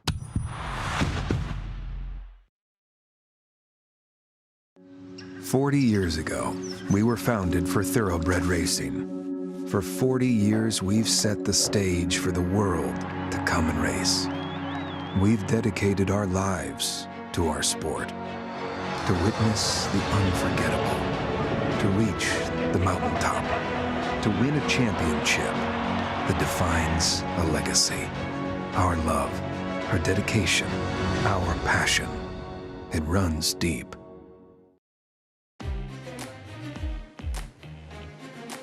Welcome back here to Breakfast at the Breeders' Cup, and we have been so fortunate the last couple of days to be joined by Dr. Ryan Carpenter, who's taken us through some of the vet things that we have going on the backside here. And once again, we get to get an inside look. Ryan, we are here in the Imaging Center on track, right? That is correct. This is the Southern California Equine Foundation's Imaging Center, and we are blessed to have 3 advanced diagnostic modalities here. And the first one we're going to talk about is the PET scan. So this is the PET scan that was new the last couple of years. This is a human application that at UC Davis, they took it from being something that had to be done under general anesthesia to what we can do with the standing horse. So this looks like a really expensive shopping cart, but it's actually a tremendous amount of technology. So what we do is we'll bring the horse in. I'm going to be the horse. And so we're going to bring the horse in. They're going to stand here, and then we can close this on the region that we're going to image. We have the ability to raise it and lower it. And the coolest thing about this technology is if the horse gets scared for any reason and moves, it just opens up right away and there's no safety issues. So very good technology, very good innovation, and we can image regions. So fetlock and carpus are our most common sites that we do, but we can do anything from the knee down in the front leg or anything from the hock down in the back leg. Real quick, we do have actually some views of another horse that had been previously PET scanned, so we're going to throw those up on the screen right now. What do you look at here? To us, it just looks like a bunch of red and yellow. Yeah, so what we're looking for is the bright spots, and the bright spots signify areas of uptake, and the areas of uptake are where the bone is remodeling. So we know from a lot of research where fractures occur, and so if we see a hot spot in an anatomical location where a fracture can occur, then that gives us concern that this horse is in the pre-fracture stage of the injury. So if you took a radiograph of that horse, the radiograph would look clean and be what we'd call normal. But we know that in the weeks to come, if we don't intervene, then that would become a fracture. So really great for diagnostics before something happens. We're going to walk this way. David, you mentioned there are 3 different utensils here in the imaging clinic. What's the next one we're going to see? So the next thing we're going to see is what we call nuclear scintigraphy. And the nice thing about nuclear scintigraphy is it allows us to image the entire horse. So what you're seeing here is a horse undergoing a nuclear scintigraphy. The camera is the big white machine at the bottom of this horse's leg, and it's counting radiation counts in order to then quantify it as an image. So similar technology to the PET scan, different in that it's not 3-dimensional and it's not as specific for regions, but it helps us because now we can image the entire body. We can even do the head of the horse if we're worried about a tooth root abscess, or the back or the pelvis. But as you can see, this is going to be able to go in areas that the PET scan cannot get to. And so this is a very good diagnostic modality because it allows us to get a physiological view of the entire horse to know exactly what's going on. And we can see this horse acting very calm in here. About how long does the process take to get a full body nuke scan? So full body bone scan is quite labor intensive, and it's going to take about an hour and a half to 2 hours to capture all the images that you need. The nice thing about the PET scan is we're looking at a specific region, so it only takes about 4 minutes per region. So if you're doing the knees and ankles, you can capture that in less than 20 minutes. But if you're going to do the front end, that'll take you about 45 minutes. If you're going to do the whole body, it could take you an hour and a half. Let's walk out. We have one more to show you guys here at the imaging clinic, and this is going to be an external model, pretty much, that we're going to be looking into. So this is our MRI unit, and this is another imaging modality that we got around the same time that the PET scan came. The nice thing about this, too, is it is standing. So we open these doors, we bring the horse in. And so this is a low-filled MRI magnet, and basically what happens is the horse is going to be sedated. They're going to stand with their foot in the magnet here. We can image just below the knee to the foot, and then they stand in here nice and quiet. We've got a thing here for them to rest their head when they're sedation. The problem with MRI is that it takes a lot longer. It's going to take about 45 minutes to image a fetlock, but the MRI gives you the absolute most anatomical detail of what you're looking at. So while the PET scan and the bone scan give you bright spots, with the MRI, you're going to see extremely detailed images that are going to help you pinpoint exactly what you're dealing with. So when you're talking about palmar osteochondral disease or bone bruising, it's a great modality for that because we can see the architecture of the bottom of the condyle better than we can in any other modality. What's the percentage of usage for each of the different modalities? So the one that's used the most is going to be the bone scan, and that's just because it's a big survey. It tells you the entire either front end, back end, or full body. That's going to be very helpful, and that gets used the most. The MRI and the PET scan are great when you have a specific region that you're worried about. I'm worried about the right front fetlock. Okay, we can either PET scan or we can MRI the right front fetlock. And all these imaging modalities are used several times each day throughout the week. And if you called me today and said I needed to get something in, it'd be a couple-day wait just because we have that many horses that we're able to put through here. And so originally people think that you're just imaging horses that have injuries or problems, but we've also adapted it to a somewhat of a peace of mind type of technology where you have an X-ray that might not be perfect. The horse might not be perfectly sound, but you're very comfortable training him, and you just wanted that peace of mind to know that he's not going to get hurt if you continue to train and race. And these modalities really help give us that level of confidence, take the guesswork out of it, and say, okay, we have a clean PET scan, we have a clean MRI, we know that this horse is not going to get injured. Let's press on and move forward. Like usual, we appreciate the time and the transparency that you've given us here at all the clinics. And I know you have a special hello before we let you go. Yeah, so I got two little girls that are on the front side watching right now, Brooklyn and Taylor. I hope you're having a great time with Mom, and I love you, and I'll see you this afternoon. I think they're up at the breakfast marquee, guys. But where are you? Back here at the paddock, and to Brooklyn and Taylor, you have a dad to be very proud of, and he's just one example of many men and women in this sport you will never hear about, but absolutely make the biggest difference. And you have to give so much credit to First Racing and the Stronach Group because they made a commitment. We were in a difficult spot 4 years ago in California racing. They made a commitment to turn this around and make California the safest jurisdiction for racing, and those facilities are a great example of that, so much so that now we are seeing major racing organizations on the East Coast looking at how Santa Anita is doing, the equipment they have, and now bringing it to their circuit. It's been a game changer. The two pieces of machinery, the PET scan and the MRI, the last 4 years. We've had the nuclear scintigraphy, the whole body scan, you know, a horse is not moving well, it lights up. But to get the specific details, and what he's talking about has been the biggest issue for trainers time and time again, is that a horse is not exhibiting a perfect gait. You x-ray the horse, the x-rays look great. You can't see those micro fractures that down the road with continued training could end up, you know, severe injury or something catastrophic. The PET scan, the MRI eliminates that. It can take a fine detailed look of the structure of the bone, the condyle in particular, and the fetlock joint, the knee, and it can tell you to pull back and sit and wait. Caton has come such a long way from, you know, when your dad was in racing, when you started racing, when I started in racing, and technology is something we all benefit from, especially in this sport. Well, you know, the horsemen are hands-on, watching everything, and this gives them so much more information to be able to hone their craft, to take care of their athletes, and to make those really hard decisions on a daily basis as to what the exercise routine looks like. And it's amazing to see how each piece works with the other to get things accomplished in a bigger way than has ever been done before. Yeah, I mean, it's just tremendous. And these technologies, they've been around for years in the human population, but trying to adapt them to the equine population, very different. You saw some of the, the quick release techniques and the machinery there, because, I mean, these are, half-ton animals that are just sitting there, and they can't sit and hold still in an MRI machine like we do for 45 minutes. So it took a while for the technology to be adapted for the equine athletes, but we've got it, and we need to use it. Yeah, the health and well-being of our equine athletes at the center of everything we do on a daily basis, not just at the Breeders' Cup, but every day in the world of thoroughbred racing. You could attend the Breeders' Cup. Tickets are still available.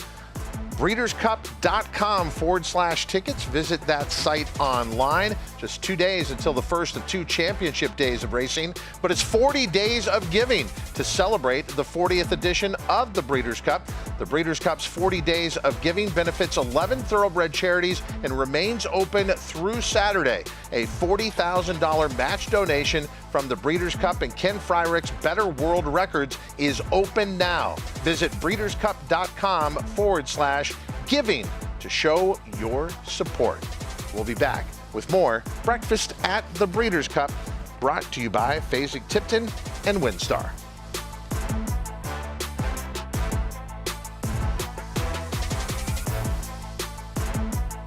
Welcome back to the Sportsbook Draft, where FanDuel's pick is in. With the first pick in the 2023 Sportsbook Draft, FanDuel selects horse racing. Brilliant pick, as FanDuel becomes the first and only sportsbook app where you can bet on horse racing. Just a savvy move by a savvy franchise. New customers get a no-sweat bet on the Breeders' Cup up to $200. It's like they know each other. What do you think Rob's saying to him right now? Probably something about oats. This is a Kentucky Thoroughbred. This is a Kentucky-built Powerfoil industrial fan. Like a Thoroughbred, it too delivers unrivaled performance. And while they both run with purpose and pride, this one also runs to keep your workforce feeling cool and comfortable. Powerfoil, our best-selling big fan hands down. BigFans.com. Comfort without compromise. Dream Storm to win the Rico Woodbine Mile. She's going to do it. Simple Verse has won the Ledger. Snake Nick Spear and Asheen Murphy get through and have won.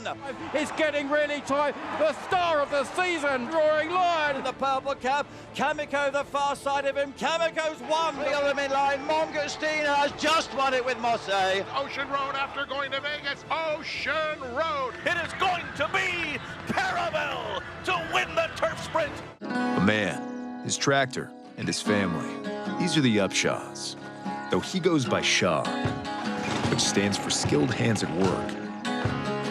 From cutting hair and mowing grass to roasting marshmallows, he's got a grasp on what matters most. There's a story in every piece of land. Run with us on a John Deere tractor and start telling yours. John Deere is the official partner of the Breeders' Cup World Championships.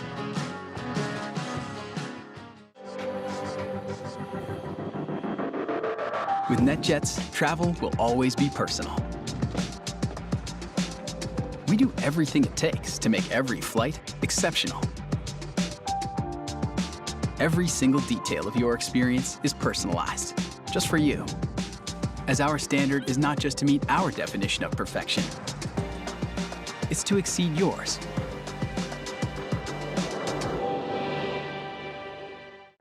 Your brain is an amazing thing. But as you get older, it naturally begins to change, causing a lack of sharpness or even trouble with recall. Thankfully, the breakthrough in Prevagen helps your brain and actually improves memory. The secret is an ingredient originally discovered in jellyfish.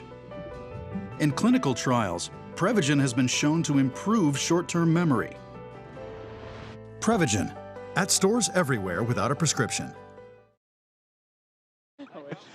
Well, alongside me is a smiling Tom Marquand, and delighted to speak to you because, Tom, apart from everything else, you are having a new experience for a man who's achieved already as much as you've already done, being here at Santa Anita. Yeah, it's obviously great to be here. Like, it was pretty much one of the most beautiful race courses in the world, and to have come over for a live chance is, yeah, it's exciting. And you watch the Breeders' Cup from at home or wherever you've been in the world before. I think last year we were in Japan, and you know, it's one of them. You feel like you're missing out not being here. So yeah, great to be here, and thoroughly looking forward to Friday. Yeah, well, of course, a lot of people are excited about seeing how Big Evs goes. You were just aboard him this morning, watching him. First time seeing him this morning here amongst some other horses, the older European challengers. You just noticed that he is on the little side, but clearly he's, you know, small things come in, or good things come in small packages. Yeah, I think, I've been saying that my whole life, so yeah, well, trying to anyway.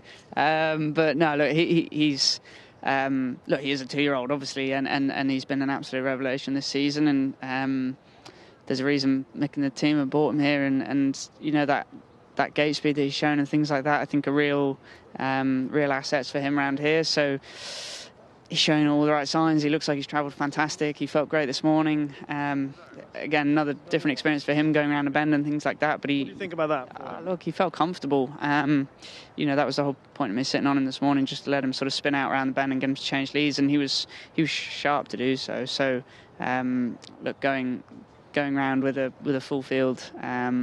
Competitive racing is going to be very, very different scenario to this morning, just spinning around by himself. But look, I genuinely, I really think he's one that can hopefully catch on pretty quick. And yeah, as I say, looking forward to it. The other thing I wanted to ask you about is gate speed, because obviously everyone talks about it, and there's European good gate speed, and then there's American good gate speed, and there's quite a difference between the two of them.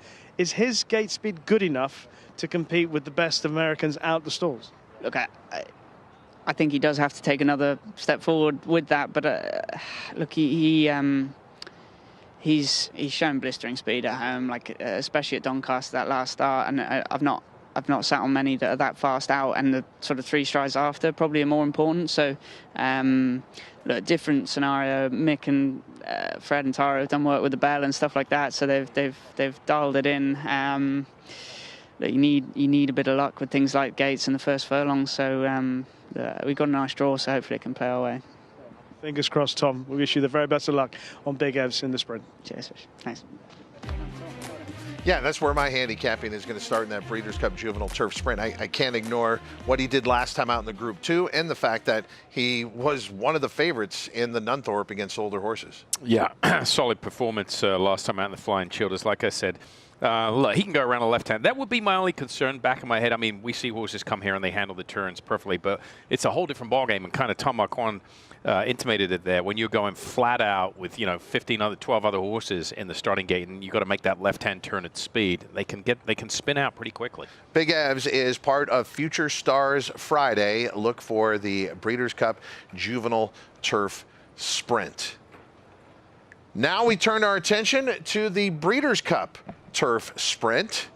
And the Breeders' Cup Turf Sprint, last year a shocking upset by Caravel, and she was 42-1 when taking the Breeders' Cup Turf Sprint at Keeneland. What's been shocking is her last couple of starts. Just when you thought she had wrested control of the division, she's lost her last 2 starts. But very different weather conditions and circumstances last year to this year going into the Breeders' Cup. Last year, firm turf courses every step of the way, and Caravel kind of coming to hand. They tried her even on synthetic in the Presque Isle Masters. That was her only lackluster performance, and then she rebounded on firm ground in the Franklin at Keeneland. This year in the Franklin, not firm ground. It was good ground, and she was coming off a layoff, and before that, soft ground in the Troy. So yes, she's coming off 2 straight defeats, but Brad Cox has been pretty clear that he really didn't necessarily expect her A-game. He hoped she could overcome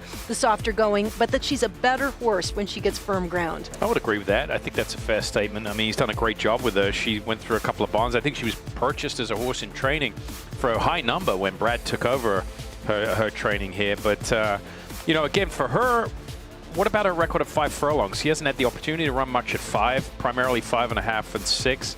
I think that totally changes the dynamic of this race, coming back to 5 furlongs here. Well, it certainly would help out a quote-unquote local horse like Matorius. Now, Matorius has been accomplished 5 furlongs on the turf at Del Mar. Is it the same type of trip here at Santa Anita? Pretty much. I mean, it's 5 furlong, and this horse is almost undefeated at it, right, at the 5 furlong trip. So 2 starts, 2 wins in the Green Flash last time out. Likes to come from off wicket and have to navigate through traffic, but I like to see horses that are proven at the 5 furlong distance. We see it, speaking of Del Mar, when we go down there in the summer. Horses that run at 5.5, 6 here don't necessarily get the job done at the 5 furlong trip. Motorius is not lightning fast out of the gate, and I think that's what adds a kind of curious dimension to this. With the shorter distance, you wonder, there are several other horses in here who are very fast, including Livin' the Dream, who had a start here stateside at the Woodford and set insanely fast fractions, showing that he can have American-type speed over the turf. But he was a total surprise when he won the Group 1 Nunthorpe at 28-1 previously in France. If you'd bet him that day at 28-1, Rishi, you could donate a lot of money to charity. I would donate some, obviously, Todd. I would donate some money to charity. But I'm not sure that we'll get that price on Living the Dream again. The cat's out the bag, how good he is now. Talking to Adam West this morning, one important point about it, I thought the horse is improving physically. I think he's perhaps getting a little bit better. Adam West believes that one of the reasons why he's excelling now is down to the track more than anything else. York is a very fast 5 furlong track, and he was out in front, and the others just couldn't peg him back. When he came here, Keeneland, obviously, an American-style track was always going to be suited to him. One thing he doesn't want to do is go much further than 5, and that distance of that race perhaps just a little too far for him. But dropping back to a sharp 5 furlongs here at Santa Anita will be right up his street. Connections were cock-a-hoop when they heard the fact that he got stall 5. So a lot of things in his favour. I think that he has a very, very good chance. The one thing that sits always above these sprint races here in America is the fact we've only won, or Europe has only won, the Breeders' Cup Turf Sprint once. So even though we've sent very good horses for the race, it's always a little bit tricky because it is about speed, and it's something that American trained horses have done better than us, traditionally, historically, but perhaps this time, Living the Dream will do what the Americans do to us and be too fast. In unusual circumstances, as we said on Saturday, the Breeders' Cup Turf Sprint will be immediately after the Classic. There are 2 championship races following the Classic on Saturday. Very much looking forward to the Breeders' Cup Turf Sprint.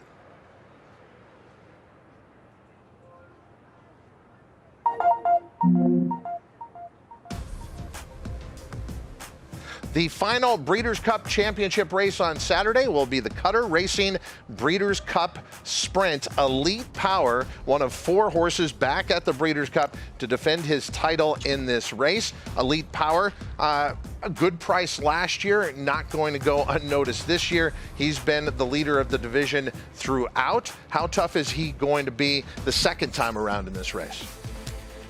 I think that the circumstances are much different this year to last year. And I will say that, though I have a lot of respect for Elite Power, he's arguably not coming into the race in quite the same fashion that he did last year either. He was kind of king of the hill last year, and still went off 5-1 in the Breeders' Cup Sprint. So it wasn't that it was an easier field. I just thought it was a different type of field. And now coming to California, off of a defeat in the Forego, which granted was at 7 furlongs, right. I think it just makes it a whole different ball game this time around. Yeah, I mean, you look at his resume though. He hasn't done a whole lot wrong this year. He's only had 1 defeat, and that was in the race prior to this one coming up. He can regroup. He's got good form with Gun 8. He's beaten him twice last time out. I wonder if there was an excuse. Maybe it was the 7 furlongs. I know he's won at 7 before, but it's been against much weaker competition. I think he's a little better at the 6 furlong trip. For over a year, the Chosen Vron has done nothing wrong. He hasn't lost. He's on an 8-race win streak. He's a California bred who proved he can win an open company by by taking the Grade 1 Bing Crosby last time out. He has a sterling record here at Santa Anita. 8 starts lifetime with 7 wins. How seriously should we take the chosen brawn in the Breeders' Cup Sprint? Look, he not only won, but he did it on the square despite trouble. He did not have a dream trip in the Bing Crosby, and I thought he showed his class there in that first try bumping up from restricted California competition to win like that, overcoming some adversity. I thought that was a really remarkable performance. Look, there's a tale of kind of 2 seasons for him. Last summer till March, he was running every month. Then all of a sudden we put the brakes on, and he's had 2 races, since May. And I think that's a good thing because he had a busy campaign by design. I think he's proven that he can fire fresh off the layoff. So particularly with the sprinter, I wouldn't be too worried that he hasn't raced since the 29th of July. 2 years ago, Dr. Schivel had a heartbreaking defeat at Del Mar in the Breeders' Cup Sprint. Second beaten a nose, but most recently got a narrow win in the Santa Anita Sprint Championship over Speedboat Beach. Both these horses are back. When they faced each other in the Santa Anita Sprint Championship, as you can tell, we had some rain. We don't see that very often here, and we won't see it on Breeders' Cup Day. Another gutsy performance, I thought, both from Speedboat Beach in defeat by ahead as well as Dr. Schivel. Love to see Dr. Schivel get back to the winner's circle too in there because I thought he'd had a couple of tough trips prior to that, though he started the season off of his trip to Dubai in good fashion, regrouped, won an allowance race, and then a few struggles, but with excuses, I thought. His 2 worst performances, one's when he got crushed by Flightline like everybody did, and the other one was in the Met Mile. And I hate bringing up the Met Mile all the time, but it ties into all these Breeders' Cup dirt races. Cody's Wish, Zandon, White, Abario. Dr. Scheibel was 5th in there. He came back and franked that form with the win in the Santa Anita Sprint Championship. That Met Mile might turn out to be one of the most key races of the year, Sunday morning when we look back. Wait a second, you're saying the Met Mile is a key race? Wow, what insight from Simon Bray. Breaking news. Yeah. 14 championship races, and it will all conclude with the Cutter Breeders' Cup Sprint. We'll conclude on Breakfast at the Breeders' Cup right after this.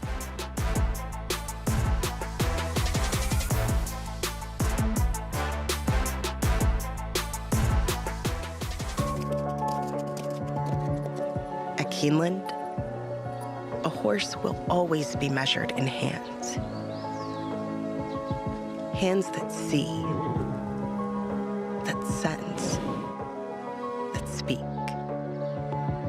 Hands that hold our sport to a higher standard, not for our sake, but for theirs, for the love of the horse, for generations to come. You think life is short? Football is short. The regular season's just 18 weeks. That's it. So cherish every over and under before it's over on FanDuel, with live betting on every NFL game. Because before you know it, a cold night at a Buffalo Bills game will just be a cold night in Buffalo. Bet $5, get $150 bonus if your team wins, plus a profit boost every single day. FanDuel, America's #1 sportsbook. Hey, so I found a betting system that's really working great for me. So did I. What's yours? I set up an hour-a-week time limit on FanDuel. I can also set up wager limits, so I only bet what I can afford, and betting stays fun. Right. So what's your system? What's that? Your system. What's your system?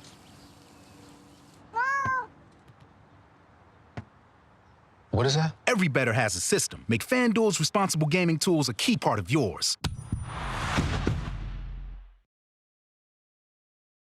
Looking to give your handicapping game a sharper focus? RaceLens is the most in-depth product in horse racing, with unique features found nowhere else. Customized PPs, summary and individual research, handicapping angles and backtesting, true odds predictive analysis, and pace projection. With innovative analytics powered by data from Equibase, it will change the way you follow horse racing and take your game to the next level. RaceLens, bringing clarity to handicapping. Learn more at equibase.com/racelens.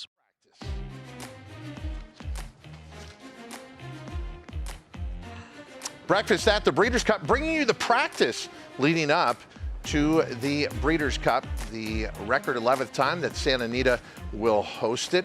And we are looking forward to being a part of the coverage on the day as well. We have one more breakfast show that is left. But like you, We love to play the races. We love to follow all the action. And you could be betting the 2 best days in racing right now with FanDuel Racing. New customers can bet the Breeders' Cup with a no-sweat win bet up to $200 on FanDuel Racing. That's up to $200 back if you don't win your first single horse win bet. Just place your first win bet on a single horse in any race at any track and get up to $200 back as a racing bonus if you don't win. Go to FanDuel Racing for details. And then once you are a customer, you are going to have that win bet insurance, and that's going to cover you for 3 days at Santa Anita. Yes, the championship days are on Friday and Saturday, but we also have racing on Thursday. Play the Breeders' Cup with FanDuel Racing and get win bet insurance on all races at Santa Anita.